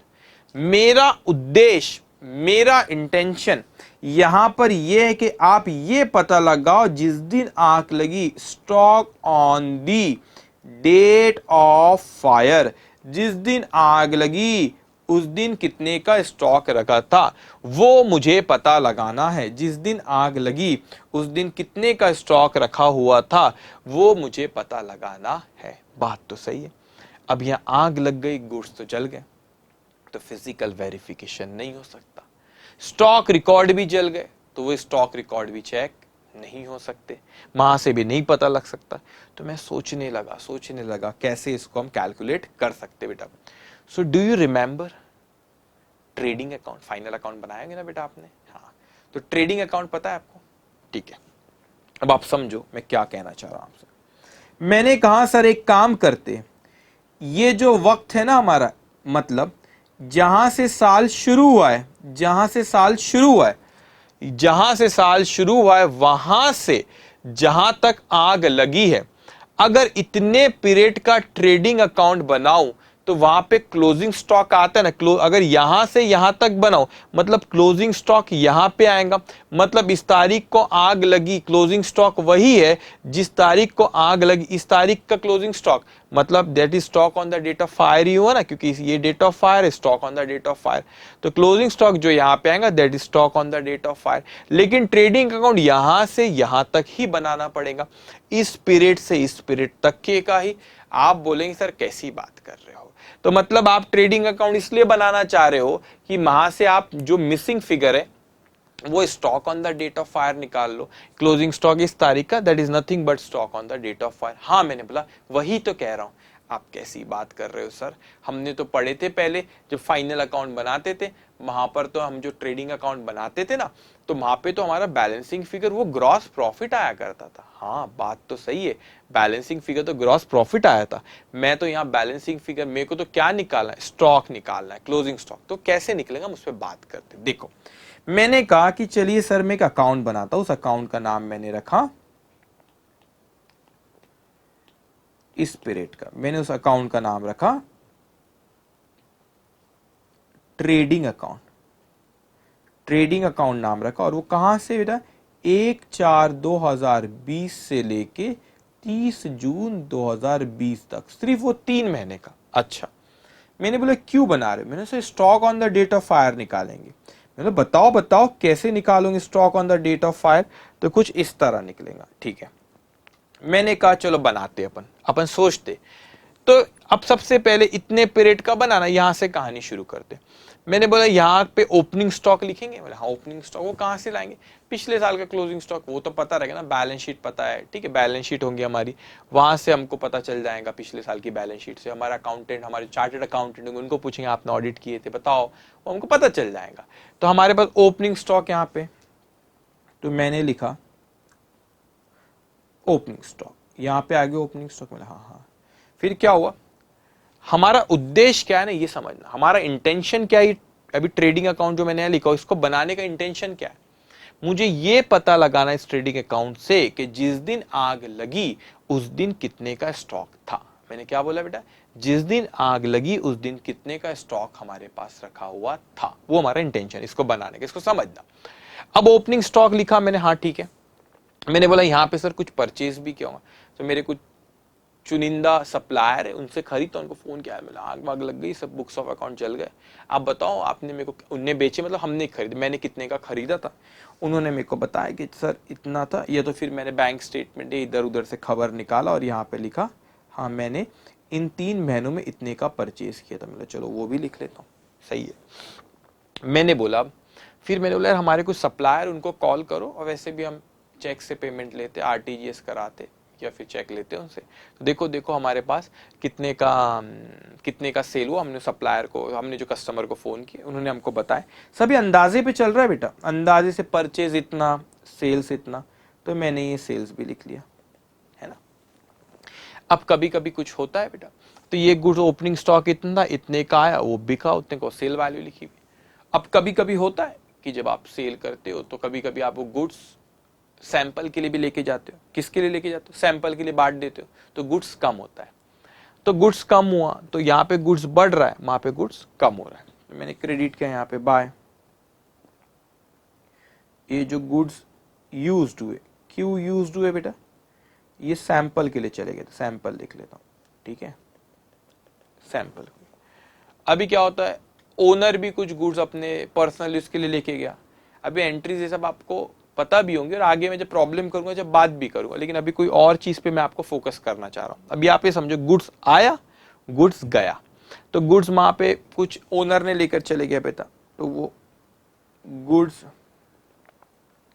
जो कुछ यूज्ड हुए, कैसे यूज्ड हुए, ओनर ने लेके चले गए, तो वो भी गुड्स चले गए। हम जिस दिन आग लगी हमारे पास नहीं थे, कुछ सैंपल में हमने दे दिए, सैंपल में बांटते ना, सैंपल फ्री सैंपल देखो कैसा है, गुड्स हमारा बांट दिया, तो वो बांट दिए, तो वो भी गुड्स हमारे पास था नहीं।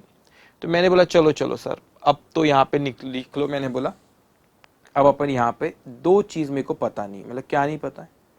आप कहेंगे सर ग्रॉस प्रॉफिट नहीं पता है, हाँ हाँ, लेकिन आप यहाँ पे लिखते हो ना बेटा बाय क्लोजिंग स्टॉक लिखते हो, ये क्लोजिंग स्टॉक लिखते बेटा, मगर क्वेश्चन ये पता है ना, ये closing stock is nothing but stock on the date of closing stock on इस तारीख का closing stock, that is nothing but stock on the date of fire. तो क्लोजिंग स्टॉक क्या है, stock on the date of fire. अब मेरे को एक बात बताओ, आपको ये तो पता होगा बेटा कि अकाउंटिंग इज एन इक्वेशन। आप एक बहुत ही बेहतरीन चैप्टर पढ़ोगे, उसे हम कहते हैं अकाउंट्स फ्रॉम इनकम्प्लीट रिकॉर्ड्स बेटा, और उसको सिंगल एंट्री भी कहते हैं। वहां पर आप देखोगे कि अकाउंटिंग एक इक्वेशन है, आप कोई भी मिसिंग फिगर जो है वो एक ही निकाल सकते हो। जो टोटल डेबिट है वही टोटल क्रेडिट है, ये आपको पता है बेसिक अकाउंटिंग, जितने से डेबिट की टोटल वो क्रेडिट की टोटल, हमेशा ट्रायल बैलेंस टैली होती है। तो अकाउंटिंग इक्वेशन, इसमें से कोई बैलेंसिंग फिगर में एक निकाल सकता हूं। आपने जो अकाउंट बनाया उसमें से कोई एक चीज नहीं पता तो वो निकाल सकता हूं। आप क्लोजिंग स्टॉक बता दोगे, ग्रॉस प्रॉफिट निकलता है, जो कि साधारण तौर पे जनरली आप वही करते हो, क्लोजिंग स्टॉक लिखते हो तो आप ग्रॉस प्रॉफिट निकल आता है। लेकिन मेरे को भाई साहब क्लोजिंग स्टॉक ही नहीं पता, तो मैं ग्रॉस प्रॉफिट यहां पर नहीं निकाल पा रहा हूं। मैंने बोला मैं कैसे निकालू, कैसे निकालू, कैसे निकालू। कोई अगर मेरे को ग्रॉस प्रॉफिट मतलब मुझे तो stock on the date of fire निकालना, दैट इज क्लोजिंग स्टॉक, वो निकालना है मुझे। तो मैं सोचने लगा कि क्यों ना बेटा, अगर ग्रॉस प्रॉफिट निकाल लाया मैं, तो मैं तो ये फिगर लिख लिया तो वो क्लोजिंग स्टॉक निकल आएगा, stock on the date of fire निकल आएगा मेरा। तो ये फिगर अगर मैंने जमा लिया तो वो फिगर निकल आएगी, है ना। तो बोले ये कैसे जमाऊं, तो मैं सोचने लगा हाँ ग्रॉस प्रॉफिट, तो प्रॉफिट किस पे कैलकुलेट होता, सेल्स पे होता। अच्छा, अगर मुझे ये पता है कि जो मैंने गुड्स बेचा हूं, अगर मुझे ये पता है कि जो गुड्स मैंने बेचा हूं उस पे कितने प्रतिशत ग्रॉस प्रॉफिट, कितना प्रॉफिट मार्जिन है, तो वो प्रॉफिट मार्जिन को अगर मैं यहां पे लिख दूं तो क्लोजिंग स्टॉक मेरी बैलेंसिंग फिगर आ जाएंगी। अच्छा, इसका मतलब बेटा ये जो ग्रॉस प्रॉफिट है, ख्याल रखना ये किस पे कैलकुलेट होता है, इसे हम कैलकुलेट करते हैं ग्रॉस प्रॉफिट रेशो कहते हैं, ठीक है। वो ग्रॉस प्रॉफिट रेशो किस पे लगाते हैं हम, सेल्स पे लगाते हो। तो अगर उसने बोला 20% इज ग्रॉस प्रॉफिट रेशो, मतलब आपका सेल्स पे 20% का प्रॉफिट है ना। तो मैं उसको 20% यहां लगा लू, वो सेल्स का 20% यहां पे लिख दूंगा। अगर ये लिख दिया तो क्लोजिंग स्टॉक खुद ब खुद आ जाएगा, balancing figure stock on the date of fire. लेकिन आप बोलेंगे सर ऐसे हमको आदत नहीं है, हमने तो जब फाइनल अकाउंट पढ़े थे तो उसमें हम ट्रेडिंग अकाउंट बनाते थे, तो उसमें तो क्लोजिंग स्टॉक क्वेश्चन में देता था और इसको बैलेंसिंग फिगर ग्रॉस प्रॉफिट निकालते थे। सही बात है बेटा, लेकिन यहां पर मेरा उद्देश्य ग्रॉस प्रॉफिट निकालना नहीं है, मेरा उद्देश्य है कि stock on the date of fire निकालो। अब हाँ बोले सर बात तो सही है, लेकिन आप मेरे को कुछ अटपटा लग रहा है। मतलब क्या अटपटा लग रहा है आपको? आप कहते हो सर, आप कहते हो कि ये परचेज की फिगर हम सप्लायर से पूछेंगे, सेल्स की फिगर हम कस्टमर से पूछेंगे, आप इस तरीके से फिगर निकाल रहे हो, तो डर ही लग रहा है, इसमें कुछ पक्का नहीं दिख रहा। हाँ पक्का नहीं है ना भैया, वो अकाउंटिंग साइकिल जो होती है फॉलो नहीं हुई, सब कच्चा पक्का चल रहा है बेटा। तो कच्चा पक्का पूछ पाछ के हम लिख रहे हैं वहां पे, इसीलिए इसे ट्रेडिंग अकाउंट सिर्फ नहीं कहते, इसे कहते हैं मेमोरेंडम। क्या कहते हैं इसे? Memorandum trading account. Why we call it memorandum trading account बेटा? क्योंकि सब कच्चा पक्का है, ऐसे लिख भी देता हूं मैं, कच्चा है, एस्टिमेटेड बेसिस पे चल रहा है। अच्छा, तो वो जो अकाउंटिंग साइकिल होती है, कौन सी अकाउंटिंग साइकिल बेटा? वो हम जो सबसे पहले एंटिटी, फिर ट्रांजैक्शन, फिर एंट्री करते हैं, फिर उसको लेजर में लिखते हैं, फिर पोस्टिंग करते हैं, लेजर बनाते हैं, फिर पोस्टिंग करते हैं, फिर बैलेंसिंग करते हैं, फिर ट्रायल बैलेंस बनती है, फिर आप बैलेंस फाइनेंशियल स्टेटमेंट, वो सब नहीं हो रहा। अच्छा वैसा नहीं, अरे जल गए रिकॉर्ड्स, आग लगी जल गए रिकॉर्ड। अच्छा वैसा नहीं हो रहा, तो कैसा हो रहा है? हमने पिछले साल के यहाँ से क्लोजिंग स्टॉक, इस साल का ओपनिंग स्टॉक सप्लायर से पूछे, पर फिर हमने कस्टमर से पूछे और फिगर अच्छा कच्चा पक्का चल रहा है सब। इसीलिए ये ट्रेडिंग अकाउंट नहीं है, ये मेमोरेंडम ट्रेडिंग अकाउंट है। मेमोरेंडम मतलब ये कच्चा पक्का आपने लिखे, मेमोरेंडम ट्रेडिंग, एस्टिमेटेड बेस, कच्चा है, मतलब हम इसको हिंदी में कच्चा कहते हैं, ये एस्टिमेटेड बेसिस पे। अच्छा, तो आपका ग्रॉस प्रॉफिट अगर सपोज रेशियो 20%, तो वो सेल्स पे, तो सेल्स का 20%, ये भी पता लग जाएगा। तो मेरा stock on the date of fire, और can call it closing stock, वो हम पता लगा रहे, that is a balancing figure. अच्छा, तो इस तरीके से मैं इसको पता लगा सकता हूं। ठीक है, अब आपसे ना दो चीज और डिस्कस कर, पहले मेरी सुन लो, इसको बाद में लिखना, पहले मेरी बात सुनना। जब मेरे को यहाँ पे stock on the date of fire पता चल गया, फिर जो भी तरीका ये होगा या वो होगा, stock on the date of fire लिखेंगे, बस हो गया। मगर इंस्टीट्यूट है ना, इतने आसानी से आपको थोड़ी ना प्लेट सजा के देंगी, लो stock on the date of fire. ये मेहनत कराएंगी इंस्टीट्यूट आपसे, ये सॉल्व करवाएंगी और फिर आप यहाँ पे stock on the date of fire आएगा। अब कुछ बातें और करना है, मेरी बात आप ध्यान से सुनो। हमें क्या इंटेंशन था मेरा मेमोरेंडम ट्रेडिंग अकाउंट बनाने का? जो अब सुनो, जो फाइनेंशियल अकाउंटिंग करते, जो नॉर्मल ट्रेडिंग अकाउंट बनाते, ये क्या वो है क्या? नहीं, ये वो नहीं है, ये मेमोरेंडम ट्रेडिंग अकाउंट है। यहां पर हम फिगर्स लिख रहे हैं क्योंकि हमको stock on the date of fire, you can call it closing stock, हमको पता लगाना है। ठीक है, तो हमने सारी फिगर्स लिखे, पूछ इधर उधर से पूछ के, और फिर क्लोजिंग स्टॉक और stock on the date of fire हमने पता लगाया। अब आपको दो चीज आपसे और मुझे बात करना है, अभी पहले मेरी सुनना, समय बहुत है, बाद में आप उसको लिखते रहना बेटा, ठीक है। अभी देखो यहां पे इसी के आगे नीचे अब लिख रहा हूं, मेरे सामने एक पॉइंट आता है सर, ग्रॉस प्रॉफिट। ये क्या है सर ये ग्रॉस प्रॉफिट? ये ग्रॉस प्रॉफिट है क्या? मैंने कहा जो आपने बेचे उस पे आपको जो आपका प्रॉफिट था उसको हम ग्रॉस प्रॉफिट कहते हैं। तो सेल्स का जो ग्रॉस प्रॉफिट सेल्स पे रहता है उसका ग्रॉस प्रॉफिट यहां पे लिखे तो वो एक ही चीज बच गई। अकाउंटिंग इज एन इक्वेशन, एक कोई मिसिंग फिगर निकाल लाओगे तो ये आपने लिख लिए तो वो आ जाएगा आपका stock on the date of fire, है ना। लेकिन ये ग्रॉस प्रॉफिट रेशियो क्या क्वेश्चन में दिया हुआ होता है कि हमारा सेल्स पे इतने % प्रॉफिट है? हाँ, क्वेश्चन में दिया हुआ हो भी सकता है, ये क्वेश्चन में नहीं भी दिया हो सकता। Suppose if given in question, question में आपको ये ग्रॉस प्रॉफिट दिया हुआ है, applied that GP ratio two calculate gross profit. जो जीपी रेशियो आपको क्वेश्चन में दिया रहेगा वो सपोज 20%, तो बस सेल्स का 20% लेके ले लेंगे, है ना। लेकिन कभी कभी वो क्वेश्चन में नहीं देता, if not given in question, कभी कभी नहीं देता। इन that case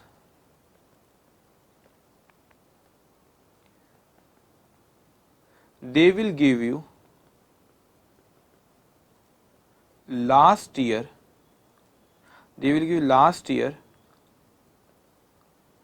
complete trading account information, complete trading account information. From there we can calculate gross profit ratio of last year and this ratio will apply in memorandum trading account. अब समझो मेरी बात क्या चीज हो रही है। एक चीज होता है बेटा उसने जीपी रेशो आपको दे दिया कितना है, तो आप सेल्स पे जीपी रेशो लगा दोगे, फट से हो जाएगा, वो तो बड़ा आसान। लेकिन कभी कभी इंस्टीट्यूट आपको और परेशान करना चाहती है तो जीपी रेशो देता है। इस केस में क्या करेगा, वो पिछले साल की, इसके पहले वाला जो साल है ना, उस साल की पूरे ट्रेडिंग अकाउंट की इंफॉर्मेशन देता है।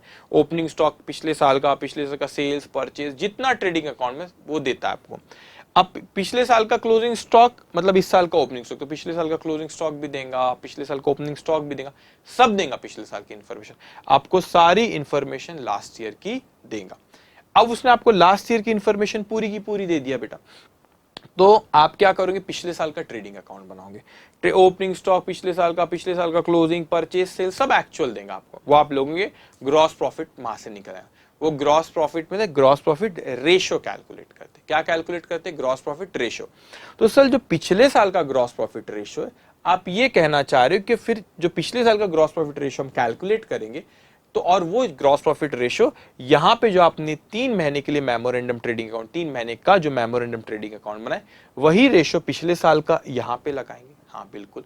तो हमारे दिमाग में ये चीज आती है कि क्या जरूरी थोड़ी ना है जिस मार्जिन में हमने पिछले साल बेचे उसी मार्जिन में हम इस साल भी बेचेंगे। बिल्कुल सही, ये जरूरी नहीं है, लेकिन हमारे पास कोई और ऑप्शन भी नहीं है कि ये मानने इसके अलावा कि जो पिछले साल का जीपी रेशो है वही इस साल लगाए, क्योंकि आपको दिया नहीं है यहाँ पे जीपी रेशो क्या है, लेकिन पिछले साल की जानकारी दिया है, तो हम पिछले साल के ग्रॉस प्रॉफिट रेशो, पिछले साल के फिगर्स लिखेंगे ट्रेडिंग अकाउंट बनाएंगे, ग्रॉस प्रॉफिट निकालेंगे, जीपी रेशो वहां से निकालेंगे, वही ग्रॉस प्रॉफिट रेशो यहाँ पे लगा देंगे। तो हम इसमें कोई ऐतराज, इसमें कोई प्रॉब्लम भी नहीं होना चाहिए। जब कोई इंफॉर्मेशन नहीं है तो जो पिछले साल का जीपी रेशो है वही इस साल भी जीपी रेशो रहेगा, हम वही अज्यूम करेंगे। तो एक पॉसिबिलिटी बेटा कि जीपी रेशो आपको if given in question applied that GP ratio to calculate what बेटा gross profit। तो GP ratio आपको दिया हुआ है। एक हो सकता है if not given in question, in that case they will give last year complete trading account information, from there we can calculate gross profit ratio of last year and this ratio will apply in memorandum trading account। मतलब इस साल उसको apply कर देंगे और फिर वो apply करेंगे तो फिर ग्रॉस प्रॉफिट आएगा, फिर stock on the date of fire will be the missing balancing figure, वो बैलेंसिंग फिगर आ जाएगी।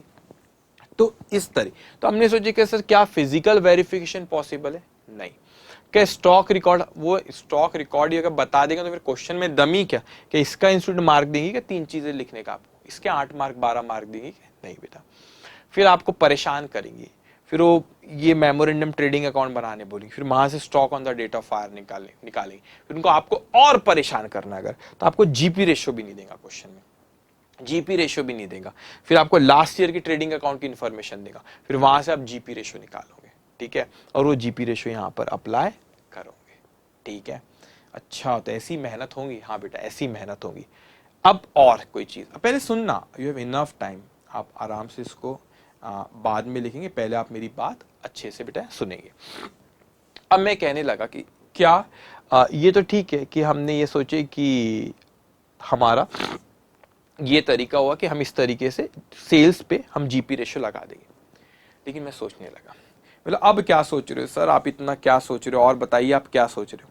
मैंने कहा कि सर जो आप यहाँ पे बात कर रहे हो ना इतनी, मतलब क्या बात कर रहा हूँ भाई मैं इतनी, आप जो बात कर रहे हो यहाँ पे कि जो सेल्स पे ग्रॉस प्रॉफिट रेशियो लगा दो, लेकिन ये भी तो पॉसिबल है कि ये जो सेल्स की फिगर है यहाँ पे, ये जो सेल्स की फिगर है यहाँ पे, ये मैं सेल्स की फिगर है सपोज यहाँ पे मैं कहता हूँ, सपोज सेल्स की फिगर 1000 है, तो ये भी तो पॉसिबल है सर, ये जो आपने 1000 की फिगर लिखे यहाँ पे, ये जो 1000 आपने लिखे, तो इसमें कुछ गुड्स ऐसे होंगे जो नॉर्मली गुड्स हम 30% के मार्जिन पे बेचते हैं। सब 800 के गुड्स ऐसे है जो 30% के मार्जिन पे बेचा जाता है, लेकिन कभी कभार ऐसा होता है कि कोई गुड्स रहते हो डैमेज गुड्स है, खराब गुड्स है, मार्केट में या डिमांड नहीं, तो सस्ती कीमत पे भी बेचना पड़ता है।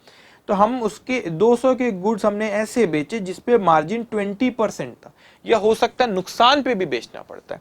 तो मैंने कहा 1000 में से आपने 800 का माल ऐसे बेचे जो कि 30% के मार्जिन पे था, और 200 का माल ऐसा बेचे जो कि 20% के मार्जिन पे था। अब ऐसा ना हो कि आप जीपी रेशियो यहां पे लगाओ, आपको बोला कि normally gross profit ratio is 30%, हमारा नॉर्मल जीपी रेशियो कितना है बेटा 30% है, तो नॉर्मल ग्रॉस प्रॉफिट रेशियो हमारा 30% है।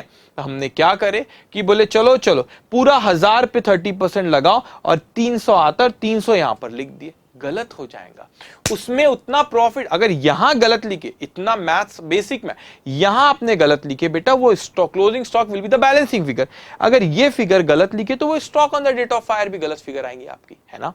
तो यहां सही सही लिखना चाहिए। लेकिन मैंने कहा सर ये 1000 में 2 तरह के गुड्स हैं, एक है नॉर्मल, एक है एबनॉर्मल। मैंने बोला ये क्या बात हुई सर, एक नॉर्मल है और जीपी रेशियो किस पे, जब भी जो कोई जीपी रेशो आपको क्वेश्चन में दिया वो कौन से जीपी रेशो की बात करो, नॉर्मली जब आप गुड्स बेचते हो तो किस मार्जिन पे, नॉर्मली जब आप गुड्स बेचते हो तो किस मार्जिन पे उस गुड्स को बेचते हो, वो आपको क्वेश्चन में देंगे। अच्छा, तो इसमें से लेकिन कुछ ऐसे भी गुड्स रहते, सपोज नॉर्मल जीपी रेशियो 30%, तो कुछ गुड्स पे 30% फिट बैठेगा, कुछ गुड्स 30% के मार्जिन पे बेच ही नहीं रहे, तो मैं पूरे पे 30% लगाऊंगा तो ग्रॉस प्रॉफिट गलत आएगा, ग्रॉस प्रॉफिट गलत आएगा तो stock on the date of fire closing stock वहां पे बैलेंसिंग फिगर गलत आ जाएंगे। अच्छा, तो सर क्या करा जाए, तो बेटा इसमें 2 लोग हैं हमारे सेल्स में, एक है अच्छा एक्चुअल में देखो ग्रॉस प्रॉफिट कितना है आपका 800 मल्टीप्लाई बाय 30%, 240 या 800 मल्टीप्लाई बाय 30%, 240, और 200 पे 20%, हाँ तो उस पे आ रहा है 40, तो टोटल अगर जीपी रेशियो देखो 240 प्लस 40, 240 प्लस 40 दैट्स कम 280, तो 280 इज ग्रॉस प्रॉफिट। 800 पे 30%, 200 पे 20%। लेकिन यहां पर अगर मैं 1000 पे लगा दूं तो 300 आ जाएगा। यहां 280 के बदले अगर मैंने 300 लिखा तो वहां पे मेरा क्लोजिंग स्टॉक भी ज्यादा का आएगा, आएगा नहीं आएगा, तो यहां पे वो गलत हो जाएगा। इसीलिए मेरे को सही सही ग्रॉस प्रॉफिट लिखना है। तो इसमें कुछ नॉर्मल गुड्स है, कुछ एबनॉर्मल है। जीपी रेशो हमेशा जो क्वेश्चन में दिया किस पे रहता है, नॉर्मल गुड्स पे। तो सर एबनॉर्मल का क्या, एबनॉर्मल का आपको क्वेश्चन में जानकारी स्पेसिफिक बराबर दी हुई हर क्वेश्चन में रहेंगी। तो करना क्या सर, ये एबनॉर्मल लोग है, इनको दूर करो, इनको दूर करो, हम इनको साइड में रखेंगे, इनसे अलग, इनसे हम इन लोग का हिसाब किताब अलग करेंगे। तो मैंने कहा कि हम नॉर्मल गुड्स जो रहता है उसका जीपी अलग कैलकुलेट, या तो फिर हम दो पार्ट कर लेंगे, एक नॉर्मल गुड्स, एक एबनॉर्मल गुड्स। नॉर्मल गुड्स पे क्या प्रॉफिट लॉस, एबनॉर्मल गुड्स पे क्या प्रॉफिट लॉस, दोनों का अलग कैलकुलेट करेंगे। क्यों, क्योंकि अगर आपने पूरे सेल पे नॉर्मल जीपी रेशियो लगाए तो ग्रॉस प्रॉफिट गलत लिखोगे, ग्रॉस प्रॉफिट गलत लिखोगे तो stock on the date of fire गलत आएगा, वो गलत आएगा तो यहां पे गलत लिखोगे, यहां पे गलत आएगा तो ये गलत आएगा, ये गलत आएगा तो ये गलत कैलकुलेट करोगे। समझ रहे हो कहानी, यहां गलत, ये अमाउंट गलत लिखे तो ये गलत लिखे, ये अमाउंट गलत लिखे, stock on the date of fire गलत आएगा, stock on the date of fire गलत आएगा, लॉस ऑफ स्टॉक गलत आएगा, लॉस ऑफ स्टॉक गलत आएगा, वो फॉर्मूले में लॉस भी यूज होता है, तो क्लेम गलत आएगा, क्लेम गलत आएगा, तो सब गलत गलत गलत हो जाएगा, फिर कम मार्क्स मिलेंगे एग्जाम में आपको। तो ये सही लिखना जरूरी है बेटा। अभी इसीलिए हमने बहुत ही ध्यान से क्वेश्चन करना है कि इसमें नॉर्मल कौन सा और एबनॉर्मल, नॉर्मल में क्या कितना प्रॉफिट है और एबनॉर्मल में कितना प्रॉफिट, बराबर हमको कैलकुलेट करना है। और abnormal, generally abnormal item profit पे होता नहीं, कई बार लॉस में बिकता है, ज्यादातर लॉस में बिकता है। क्यों बेटा, क्योंकि एबनॉर्मल टूटा फूटा है, चले बेच दो यार, नुकसान में बेचो लेकिन बेच दो, कुछ तो पैसा आ जाएंगे, तो आप नुकसान में बेच दो। बराबर कैलकुलेशन करना पड़ता है कि इसमें एबनॉर्मल आइटम कितने थे, नॉर्मल आइटम कितने थे। ओके, तो ये हुई बेटा हमारी कहानी। अब इतना डिस्कशन हमने जो अभी करे, तो आज बेसिकली हमने करे क्या, अभी इस पे थोड़ी सी चर्चा हो जाए। ओके, यहां से कहानी शुरू हुई, ठीक है, मेरी बात अच्छे से सुनेंगे बेटा। यहां से कहानी शुरू हुई बेटा। अब हमने देखे कि अभी पहले चीज इंश्योरेंस एजेंट आया उनके पास, आपको पूरी स्टोरी यहां से शुरू करना है। पहले आपने चैप्टर की हेडिंग दी है, उसके बाद बेटा ये आपने चैप्टर की हेडिंग दी बेटा, ओके। उसके बाद आपने इंट्रोडक्शन लिखे, उसके बाद ये सारी चीजें लिखी। तो हमने उसको बोले कि पॉलिसी निकालो, उसने बोला स्टॉक 50 लाख का रहता है, उसने पॉलिसी निकाला। इस चैप्टर में दो चीज मेन है, वो तो एक क्वेश्चन उस पर करेंगे। तो फिर हमने देखे claim of loss of stock, मतलब जिस स्टॉक के जलने से कितने का नुकसान हुआ। फिर हमने देखे सर ये कंसेप्ट के बारे में बात करके हमने पॉलिसी लिए 50 लाख की, फिर आग लगी, फिर फायर ब्रिगेड वाले आग बुझाए, जिस दिन आग लगी उस दिन 40 का स्टॉक था, सैलवेज 5 का, तो नुकसान हुआ 35 का, हम इंश्योरेंस कंपनी से 35 लेंगे। फिर हमने उस पर कुछ एग्जाम्पल्स करे बेटा। यहाँ पे जैसे 10 का स्टॉक था, नहीं 80 का स्टॉक था, जिस दिन आग लगी 10 का सैलवेज थी, नुकसान हुआ 70। लेकिन पॉलिसी हमारी थी 100 की, स्टॉक था 80 का, तो पूरा का पूरा 80 इंश्योरेंस कंपनी के भरोसे था, तो पूरा का पूरा नुकसान जो 70 का है वो हम इंश्योरेंस कंपनी से लेंगे। लेकिन फिर हमने आपको एवरेज क्लॉज का कंसेप्ट बताया। यहाँ पे स्टॉक था 200 का, इंश्योरेंस कंपनी के पास कितना, हमने पॉलिसी कितने की निकाले, 100 की, तो 200 में से 100 इंश्योरेंस कंपनी के भरोसे, 100 हमारे भरोसे। तो जो नुकसान होता है, 200 का स्टॉक था, 20 का सैलवेज था, 180 का नुकसान हो, वो नुकसान भी जितने परसेंटेज हमने स्टॉक का पॉलिसी निकाले उतने परसेंटेज ही वो लॉस का हम इंश्योरेंस कंपनी से क्लेम करेंगे। तो 180 का लॉस था, 200 में से 100 का हमने इंश्योरेंस निकाले, 50% निकाले, तो लॉस का भी 50%, 180 का, तो दैट्स कम 90। ये कब एप्लीकेबल होता है, फिर इस पर हमने दो एग्जाम्पल, एवरेज क्लॉज, ये फॉर्मूले से कैलकुलेट करते, तो फिर ऐसे एक और एग्जाम्पल किए थे हमने। फिर हमने देखे तो दो possibility, stock on the date of fire is less than the policy amount, stock on the date of fire is more than the policy amount. अगर ये लेस हुआ तो इस तरीके से कैलकुलेट होगा, अगर मोर हुआ तो एवरेज क्लॉज वहां पे एप्लीकेबल होगा। लेकिन इंस्टीट्यूट आपको कभी भी stock on the date of fire directly नहीं देंगी, stock on the date of fire हमको निकालने देंगी। हमने बोले वो कैसा निकालो, तो हम सोचे फिजिकल वेरिफिकेशन करते, वो पॉसिबल नहीं है। हमने बोले स्टॉक रिकॉर्ड से, वो पॉसिबल नहीं है, वो भी जल गया, वो तो आसानी से दे दे तो फिर क्वेश्चन में दम ही क्या। फिर हमने बोले चलो ट्रेडिंग अकाउंट बनाते, साल की शुरुआत से जब तक आग लगी उतने पीरियड का, ओपनिंग स्टॉक लिखे, जो परचेज लिखे, सेल्स लिखे, फिर आपका जो गुड्स गए उसको क्रेडिट किए, फिर जीपी रेशो किस पे लगता है, सेल्स पे। तो हो सकता है जीपी रेशो आपको दे तो वो हम रेट लगा देंगे, हो सकता है जीपी रेशो नहीं दिया तो फिर पक्का आपको पिछले साल के ट्रेडिंग अकाउंट की इन्फॉर्मेशन देंगे, वो ट्रेडिंग अकाउंट बनाएंगे, वहां से ग्रॉस प्रॉफिट रेशो कैलकुलेट करेंगे और वही जीपी रेशो हम मानेंगे कि इस साल भी एप्लीकेबल है और वो जीपी रेशो हम सेल्स पे लगा देंगे। फिर हमने पढ़े सर सेल्स में क्या जरूरी है वो पूरे सेल्स पे जीपी रेशो लगेगा, नहीं, ये भी हो सकता है कि उसमें से कुछ एबनॉर्मल आइटम है, एबनॉर्मल आइटम पे नॉर्मल ग्रॉस प्रॉफिट रेशो नहीं लगता, तो एबनॉर्मल आइटम आपने कितने फायदे नुकसान पे बेचे उसकी जानकारी हमको क्वेश्चन में देंगे, तो उसका ट्रीटमेंट हम अलग से करेंगे। इतनी चीज हमने पढ़े बेटा। तो आप अभी अराउंड आई थिंक 1.5 आवर मुझको हो गया, अराउंड उतना हो रहा। आप देखें मैं एक क्वेश्चन पे नहीं आया बेटा, अभी हमारे लिए क्या इंपॉर्टेंट है, बैकग्राउंड ही मैं डिस्कस पॉइंट से आपसे क्लियर करो, तो ये पॉइंट बहुत इंपॉर्टेंट होते हैं। जब हम क्वेश्चन करेंगे ना अभी तो आपको आसानी से लगा रही इतना इजी था, ये तो बड़ा आसानी से हो जा रहा है, ठीक है। अगर आपने नहीं लिखे हो बेटा तो चलो इसको लिखो, उसके बाद फिर वीडियो पॉज करना और फिर पॉज करो वीडियो, अगर नहीं लिखे तो इसको लिखना, फिर वीडियो पॉज करना और फिर इसको लिखना, ठीक है। Okay, now I am coming to एक क्वेश्चन ले ले बेटा, ठीक है। I am coming to question number 1। कब आया था क्वेश्चन, नवंबर 2017 में, नवंबर 2017 में आया था। Okay, a fire occurred in the premises of Agni on 25th of August 2017, 25 अगस्त को आग लगी। When a large part of stock was destroyed, large part उसका क्या हो गया था, डिस्ट्रॉय हो गया। Salvage was ₹15,000. Agni gives the following information for the period 1st January 2017 to 25th of August 2017। मतलब साल शुरू हो रहा है यहाँ पे इस तरह बेटा, 1/1/2017, 31 दिसंबर 2017। एग्जामिनेशन का क्वेश्चन है, ठीक है, एग्जामिनेशन क्वेश्चन है, देखना बेटा कैसे आसानी से आप कर लोगे। 1 जनवरी 2017 और 31 दिसंबर 2017 को साल खत्म हुआ। आग कब लगी यहाँ पे, 25th of August 2017 को आग लगी। तो अगर मैं इतने पीरियड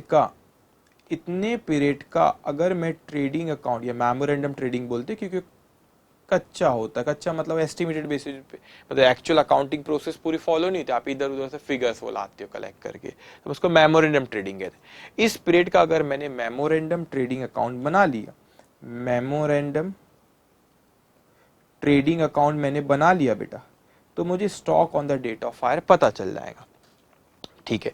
तो देखो उस पीरियड का आपको परचेज दिया है, यहाँ पे उस पीरियड का सेल्स दिया है, goods costing ₹5,000 where taken by Agni for personal use, ये दिया हुआ है बेटा हमको। फिर cost price of stock on January 1st 2017 was ₹40,000। January 1st मतलब बेटा यहाँ ओपनिंग स्टॉक, ठीक है, ओपनिंग स्टॉक यहाँ पे वो दिया हुआ है आपको। उसके बाद कहते हैं over the past few years Agni has been selling goods at a consistent gross profit margin of 33 1/3 पर। हमेशा याद रखना जीपी रेशो, जब आपको प्रॉफिट कुछ बोला नहीं तो हमेशा किस पे मानेंगे, सेल्स पे। तो हमेशा किस पे मानोगे इसको, सेल्स पे, क्योंकि जीपी रेशो किस पे होता है बेटा, सेल्स पे होता है। अब थोड़ा सा यहाँ पे समझना, मैंने कहा पे 33.33% हमेशा किस पे रहेगा बेटा, जब कुछ नहीं बोलता हमेशा आप किस पे बोलोगे, सेल्स पे। अब इस पे मैं बात करता हूँ, इंश्योरेंस पॉलिसी अमाउंट 50,000 की पॉलिसी निकाल रखे थे, it includes an average clause. Agni ask you to prepare statement of claim to be made on the insurance company, तो हमको क्लेम निकालना है। अब थोड़ा सा ये पॉइंट को समझ लेना बेटा, ठीक है। आपको ये चीज पता होना चाहिए बेटा, कॉस्ट प्लस प्रॉफिट जो होता है ना, कॉस्ट प्लस प्रॉफिट क्या होता है बेटा, सेल, ये हमेशा ख्याल रखना, ठीक है। अभी मैं परसेंटेज वाइज बात कर रहा हूं, मुझको कहता है कि प्रॉफिट जो है 33.33% है, चलेगा ऐसा बोला, 33.33% है प्रॉफिट। किसका होता है बेटा, ऑन सेल्स नहीं लिखा, लेकिन कुछ नहीं बोला तो अपन किसका बोलते हैं, अपन हमेशा ग्रॉस प्रॉफिट मार्जिन बोला तो gross profit margin on sales, sales पे रहता है। तो सेल्स का हमेशा जिसका ये प्रॉफिट किसका 33.33% है, सेल्स का, तो सेल्स को क्या लेंगे आप यहाँ पे 100। अब आपको पता है कॉस्ट प्लस प्रॉफिट सेल्स होता है बेटा, तो बताओ अगर प्रॉफिट 33.33 है, सेल्स 100 है, तो कॉस्ट कितना होगा? कॉस्ट होगा आपका 66.67। 66.67। तो सबसे पहले मैंने प्रॉफिट लिखा, फिर ये सेल्स, इसका सेल्स का था, तो जिसका रहता है उसको हमेशा 100 लेना, तो ये 100। तो यहाँ पे ऐसी कौन सी फिगर होंगी जिसमें 33.33 ऐड करे होंगे, तो 100 आएगा। यहाँ पे फिगर होंगे 66.67। तो क्या मैं इसको कुछ अलग तरीके से करूं, क्योंकि मैं सेल्स के, अपने सेल्स पे 33.33% लूंगा, तो अब कभी कभी कहते हैं 0.33% है, वो पॉइंट की वजह से ना थोड़ा 4-5 रुपए आगे पीछे हो जाता है। तो एक्यूरेट कैलकुलेट करना, तो मैं आपको, क्या मैं इसको ऐसा लिख सकता हूँ? आप बोलेंगे सर कैसा लिखना चाह रहे हैं आप? क्या मैं इसे ऐसा लिख सकता हूँ कि ये 1 है, ये 3 है, ये 2 है? बोलेंगे सर क्या लिखे आपने 132? देखो, अगर ये 33.33 है बेटा, ये 1 है, तो सेल्स 100, तो 100 का है ना, ये 100 का 1/3 है कि नहीं? 100 अगर 3 है, देखो 100 का 1/3 है कि नहीं? करो 100 टाइप करो कैलसी में, 100 करे बेटा, डिवाइडेड बाय 33.33 करो, आया? आ रहा होगा 3.0000 ऐसा आ रहा होगा, है ना? मतलब ये जो सेल्स है, वो सेल्स का ये 1/3 है, तो ये अगर 1 है तो सेल्स उससे 3 गुना ज्यादा है। तो ये देखो, इससे इसको, या तो फिर आप ऐसे करो, 33.33 मल्टीप्लाई बाय 3 करो, 99.99 आ रहा होगा। मतलब सेल्स का, ये प्रॉफिट का 3 गुना क्या है, 3 गुना ज्यादा क्या है आपका सेल्स। तो प्रॉफिट अगर 1 है तो सेल्स कितना है बेटा आपका? 3 है। तो आप मेरे को बताओ यहाँ पे कौन सी फिगर होंगी जिसमें 1 ऐड करके 3 आएगा, 2 आया होगा, यू कैन से। और आप ऑल्टरनेटिव ऐसा भी कह सकते हो कि प्रॉफिट 1 है, सेल्स 3 है, और कॉस्ट कितना है बेटा? 2। तो इसमें एक्यूरेट फिगर आती है आपकी। इसमें कभी हो सकता है पॉइंट की वजह से 2-4 रुपए आगे पीछे हो जाए, ठीक है। अगर वो 20% 30% बोलता है तो कोई प्रॉब्लम नहीं रहती, फिर आसानी से आता है। कभी पॉइंट में रहा ना तो थोड़ा सा इस ये तरीका बेहतर है। ओके, चलिए। अब उसने पूछा है हमको कि आप कैलकुलेट करो। क्या कैलकुलेट करने बोला उसने बेटा हमको? क्लेम निकालना है। तो मैं सोचा क्लेम निकालना तो बड़ा आसान है, stock on the date of fire. Claim निकालना तो बड़ा आसान है, stock on the date of fire minus salvage value, that is loss. और फिर देखना एवरेज क्लॉज अप्लाई कर, stock on the date of fire is more than the policy में, एवरेज क्लॉज लगा। वो सब बात की बात है। Stock on the date of fire पता है कि वो जहां आग लगी, आपको 25 अगस्त को आग लगी ना, आपको क्या पता है कि उस दिन कितना स्टॉक था हमारे पास? नहीं, वो हमको पता नहीं है, और वो देगा भी नहीं इंस्टीट्यूट। वो दे दिया तो क्वेश्चन में कुछ दम ही नहीं है। So first we have to find out how much is the stock on the date of fire। जिस दिन आग लगी उस दिन स्टॉक कितना था। वो कैसे निकालेंगे? Memorandum trading account. तो हमें ओपनिंग स्टॉक दिया है उस वक्त का, परचेज दिया है, सेल्स दिया है, कुछ गुड्स आपने पर्सनल इसके लेके गया वो दिया है, जीपी रेशियो दिया है क्वेश्चन में, सारी चीजें का हम यूज करेंगे, stock on the date of fire balancing figure निकल आएंगी, ठीक है। यहाँ पे stock on the date of fire जो है वो क्वेश्चन मार्क है, तो ये सारी जानकारी इतने पीरियड की दी है वो लिखेंगे, तो stock on the date of fire balancing figure निकल आएंगे।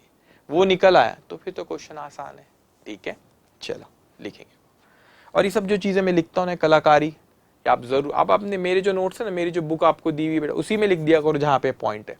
इतनी अंडरस्टैंडिंग देंगे आपको, अच्छा छोटे छोटे पॉइंट में एक्सप्लेन करता हूँ इतनी, बिलीव मी, जब सिलेबस खत्म होगा आपने ऐसी पोजीशन में रहना चाहिए कि मैं बोला आपको आज पेपर दो, तो आप बोलना चाहिए सर आज हम अकाउंटिंग का पेपर देते, ऐसी तैयारी होना। बस मैं जो बोल रहा हूं उसको आप प्रॉपर करोगे। आपको रोज प्रैक्टिस ड्रिल में होमवर्क दिया जाएगा, होमवर्क करो, होमवर्क करो, प्रैक्टिस ड्रिल के क्वेश्चन बराबर करते जाएंगे आप ये करेंगे। आप यहाँ पे जो क्वेश्चन रेगुलर करो, बिलीव, बस साथ साथ में चलते जाओ। बिलीव मी, जब सिलेबस खत्म होगा आपको इतना कॉन्फिडेंस रहेगा अकाउंट सब्जेक्ट में, हाँ सर हमको अच्छे से तैयारी है, ठीक है। चलिए अब लिखेंगे आप वर्किंग नोट नंबर 1। अब ये चीजें ना मैं बार बार नहीं बोलता, ये लिखो ये लिखो, ये आपको फट से आपने वाले सर ने लिखा, आपने भी कहीं लिख लिया वहां पे, तो मेन सोल्यूशन हो तो मैं बोलता ही लिखो, ठीक है। जैसे ये लिखा, अब आपने एरो देख, अच्छा सर ये समझा रहे थे, एरो देख के इसको यहाँ पे लिख लिया, ठीक है। चलो अब उसके बाद अगर नहीं लिखे हो तो लिख लो ये वीडियो, सॉरी वीडियो पॉज करके लिख लो, या तो फिर लिख लो सिंपल है, 2 मिनट में हो जाएगा।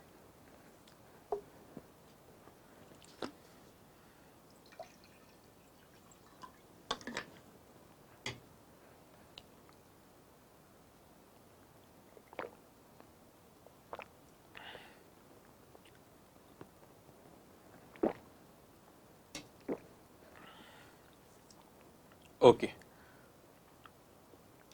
ठीक है। चलिए, सबसे पहले आप लिखेंगे बेटा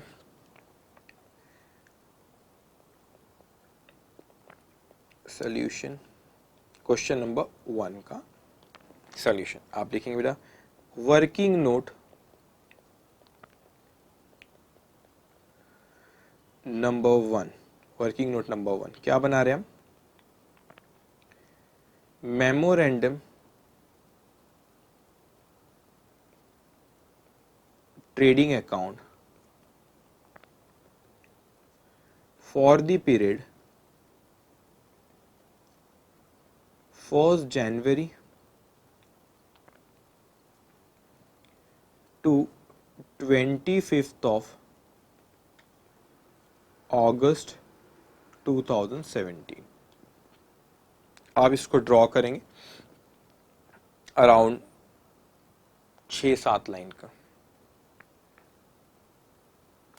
ठीक है। और मैं आपसे पहले ही कहूँ बेटा, ज़्यादा ये सब कंसेप्ट पे ज़्यादा फोकस करना, ये सजावट पे ध्यान नहीं देना कि बीच में बराबर लाइन, फटफट अकाउंट बनना चाहिए आपको। तो आप पे किस पे ध्यान रहना चाहिए बेटा? आपका कंसेप्ट पे ध्यान रहना चाहिए, ठीक है। ये सब फटफट करे आपने, ठीक है। ड्रॉ है सब, ओके।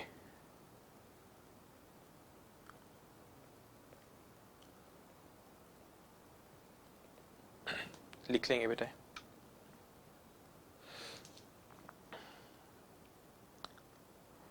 ओके, ठीक है। चल,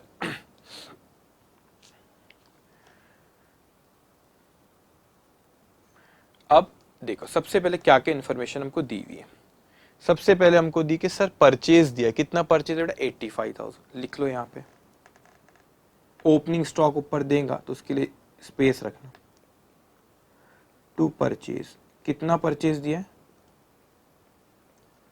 85,000। कितना परचेज दिया बेटा? 85,000। फिर यहाँ पे हमको सेल्स कितना दिया है? 90,000। By sales 90,000, okay.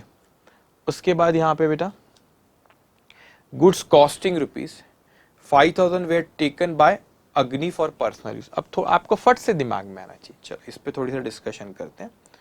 अब बताओ इसकी एंट्री क्या पास करते हैं आप? ये जो आइटम है सी पॉइंट, गुड्स जो था 5,000 रुपए का अग्नि ने लेकर गया अपने पर्सनल यूज के लिए। एंट्री हम पास करते हैं इसकी बेटा drawings account debit to goods used account. अब मैंने बोला सर ड्रॉइंग्स कहाँ जाता है? वो हम कैपिटल में एडजस्ट करते हैं। कैपिटल कहाँ रहता है? बैलेंस शीट में। तो बैलेंस शीट तो बना नहीं रहे, हम क्या बना रहे? ट्रेडिंग। अच्छा, तो गुड्स यूज्ड अकाउंट जो होता है बेटा वो कहाँ जाता है? ट्रेडिंग अकाउंट में। तो हम बना के अकाउंटिंग एंट्री पास होता, आपका दो इफेक्ट आते। तो ये तो बैलेंस शीट का, तो हम वो बना नहीं रहे ना, हम गुड्स यूज्ड अकाउंट, गुड्स उतने से कम हुआ तो ट्रेडिंग अकाउंट में जाएगा, ट्रेडिंग अकाउंट में क्रेडिट करते। तो goods used account will transfer to trading account, उतने से गुड्स आपका कम हुआ है। तो अभी मैं तो सीधा बोलता गुड्स यूज हुआ 5,000 से गुड्स कम हुआ, आप ट्रेडिंग में लिखेंगे। अब ट्रेडिंग में भी एक ही बात है, आप चाहते तो परचेज से माइनस करके भी बता सकते थे और आप क्रेडिट में भी लिखो, दोनों चीज सही है। अब इतने से गुड्स कम हुआ, हम उसको क्रेडिट करेंगे, लेकिन आपका दिमाग चलना चाहिए। अच्छा गुड्स यूज, तो फिर ड्राइंग्स पर्सनल यूज के लिए लेके गया ओनर, तो drawings account debited goods use. अच्छा ड्राइंग्स तो लेकिन कैपिटल में एडजस्ट करते हैं, कैपिटल तो बैलेंस शीट में आता है, हाँ तो वो यहाँ पे नहीं आया, मगर इसका गुड्स यूज हाँ वो ट्रेडिंग में आएगा, वो हम यहाँ पे लिखेंगे। ऐसा आपका दिमाग चलना चाहिए बेटा। चलो लिखो अब आप यहाँ पे, अभी मैंने लिखा, अब मैं नहीं बोलूंगा इसको लिखो बेटा, ये आपने आंसर पे मैं बात करूंगा, ये मैंने जैसे लिखी, ये एक्स्ट्रा चीज मैं आपको बताते रहता हूँ, तो ये आपने खुद से वहां पे लिख लेना चाहिए, ठीक है। जो जैसे मैं यहाँ पे लिखता हूँ, आपके सामने बुक है, आप भी बुक में लिखो, जब रिवाइज करोगे सब क्लिक होते जाएंगे आपको, ठीक है। ओके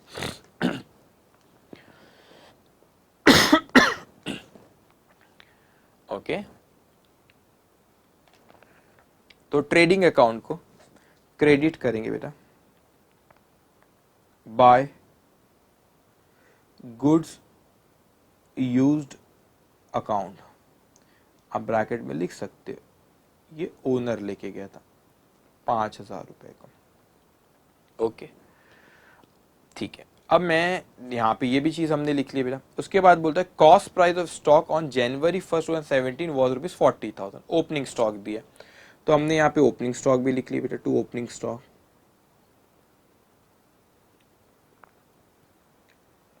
कितने का ओपनिंग स्टॉक है? 5,000 रुपए का ओपनिंग स्टॉक भी हमने यहाँ पे लिख लिया 5,000। ओके, अब बेटा आगे आते हैं हम। 5,000 ऊपर दिया था, सॉरी 40,000 है, करेक्ट करेंगे इसको, 40,000। ओके, अब आगे और हमने देखिए कहता है ओवर द, अब मेरे को दो चीज यहां पे देखना है बेटा। मैंने कहा कि भाई मेरे को बताओ कि ग्रॉस प्रॉफिट ये नहीं पता, और मेरे को यहां पे बताओ stock on the date of fire,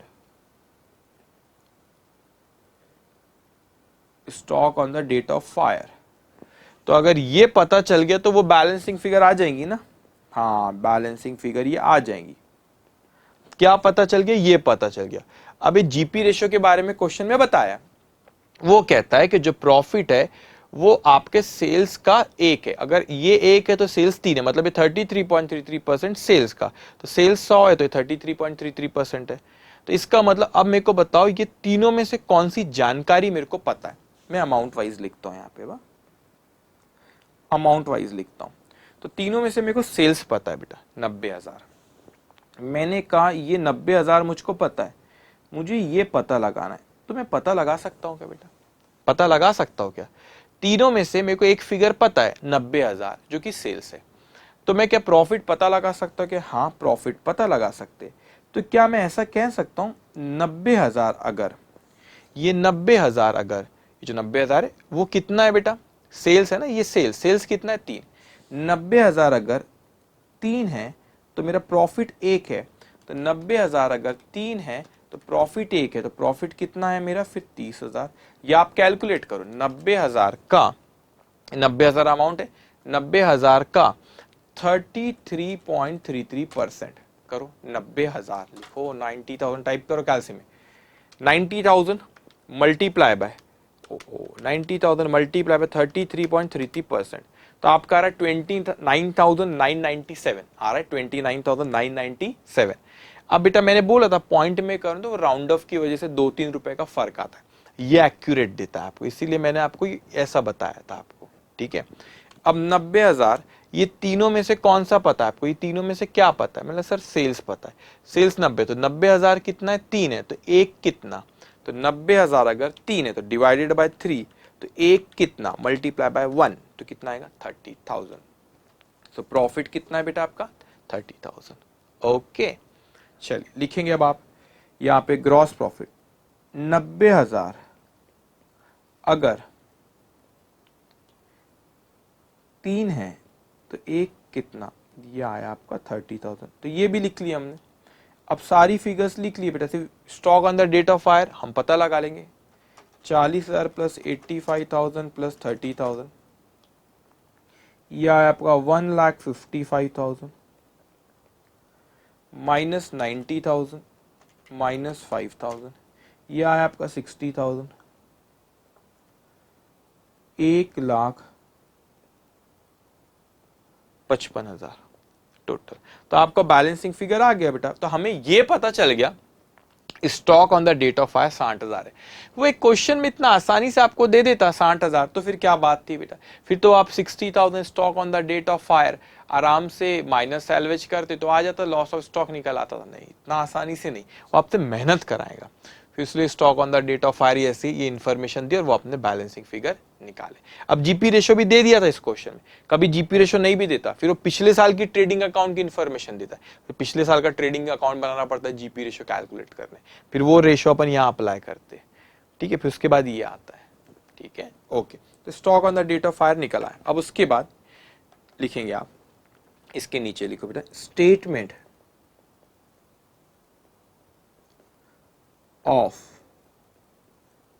loss of stock, statement of loss of stock, वहां लिखोगे बेटा stock on the date of fire, stock on the date of fire, working note number 1, से हमने कैलकुलेट करे, कितना है बेटा 60,000। इसमें से हम क्या माइनस करते, लॉस निकालने, सैल्वेज। क्या सैल्वेज वैल्यू क्वेश्चन में दी है क्या? हाँ, salvage value given in question. कितना है बेटा सैल्वेज वैल्यू आपका यहाँ पे देखो 15,000। Salvage value is 15,000। ओके, तो आप यहां पे निकाल सकते हो लॉस ऑफ स्टॉक। ये कितना आएगा बेटा 45,000। तो 60,000 में से अगर 60,000 जिस दिन आग लगी उस दिन कितना स्टॉक था 60,000 का, लेकिन बेटा आपका सैल्वेज वैल्यू 15, तो आपका नुकसान कितने का हुआ 45,000 का। आप बोलेंगे सर अमाउंट ऑफ क्लेम पूछा, ले लो 45,000 रुपीज इंश्योरेंस कंपनी से ले। अरे रुको भाई, रुको, अभी मेरे को बताओ कि भैया जिस दिन आग लगी, आपको हमेशा देखना पड़ेगा जिस दिन आग लगी स्टॉक कितने का था। मैंने जिस दिन आग लगी यहां पे, ये देखो यहाँ पे जिस दिन आग लगी उस दिन स्टॉक हमने अभी कैलकुलेट करे, कितने का स्टॉक है बेटा 60,000 का स्टॉक है। अच्छा, लेकिन आपने पॉलिसी कितने की निकाली, क्वेश्चन में दे रखा है आपको ये पॉलिसी। आपने पॉलिसी कितने की निकाल रखी, 50,000 रुपए की पॉलिसी निकाले भाई साहब। तो 60,000 रुपए जो थे, स्टॉक 60,000 का था, पॉलिसी 50 की निकाले, तो इंश्योरेंस कंपनी बोली इसका मतलब इसमें से 50,000 रुपए इंश्योरेंस कंपनी के भरोसे और 10,000 रुपए आपके भरोसे। समझ में आई ये चीज? क्योंकि stock on the date of fire is more than the policy amount. Stock उस दिन था 60,000 का, आपने पॉलिसी निकाले 50,000 की, तो इंश्योरेंस कंपनी कहती है अच्छा स्टॉक था 60,000 का, आपने पॉलिसी निकाले 50 की, तो 50,000 का स्टॉक हमारे भरोसे, 10,000 का स्टॉक आपके भरोसे, तो जो नुकसान हुआ हम इसी प्रपोर्शन में बांट लेंगे 5:1 में। Okay, it means whenever the stock on the date of fire, here the stock is 60,000, policy amount is 50,000, so whenever the stock on the date of fire is more than the policy amount, we calculate, we have to apply the average clause. Do you remember that point? Here we will apply the average clause because stock on the date of fire is more than the policy amount. तो यहां पे इसके नीचे अपने को और लिखना पड़ेगा, लिखो बेटा stock on the date of fire, that is rupees 60,000, which is more than the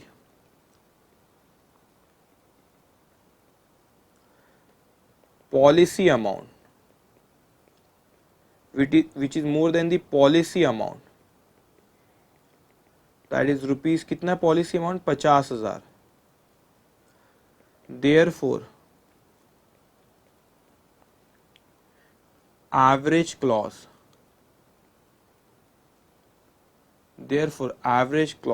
will apply। क्या अप्लाई आएगा बेटा, इसलिए average clause will apply. In that case how we calculate the amount of claim, formula insured value, insured value मतलब policy amount, divided by stock on the date of fire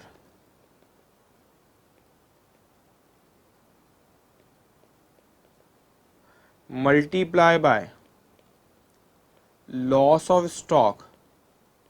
तो आप बताओ बेटा insured value कितनी थी, आपने policy कितने की निकाले? मैंने कहा सर पॉलिसी तो मैं निकाल रखा था 50,000 की। अच्छा, तो बताओ मेरे को स्टॉक कितना था 60,000। अच्छा, तो बताओ कितने प्रतिशत, 50,000 कैलसी में टाइप करो 50,000 डिवाइडेड बाय 60,000, तो अरे 0.833 मतलब 83.33% का ही इंश्योरेंस निकला था। आपका जो स्टॉक था जिस दिन आग लगी उसमें से 83.33% का ही आपने इंश्योरेंस निकाल रखे थे।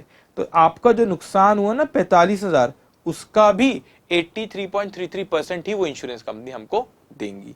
तो 50,000 divide by 60,000 multiply by 45,000, this come 37,500, 37,500। Okay देखो 45,000 मल्टीप्लाई बाय 83 पॉइंट, हाँ 37,500, राउंडेड ऑफ के वजह से एक आध रुपए कुछ फर्क है, ठीक है 37,500।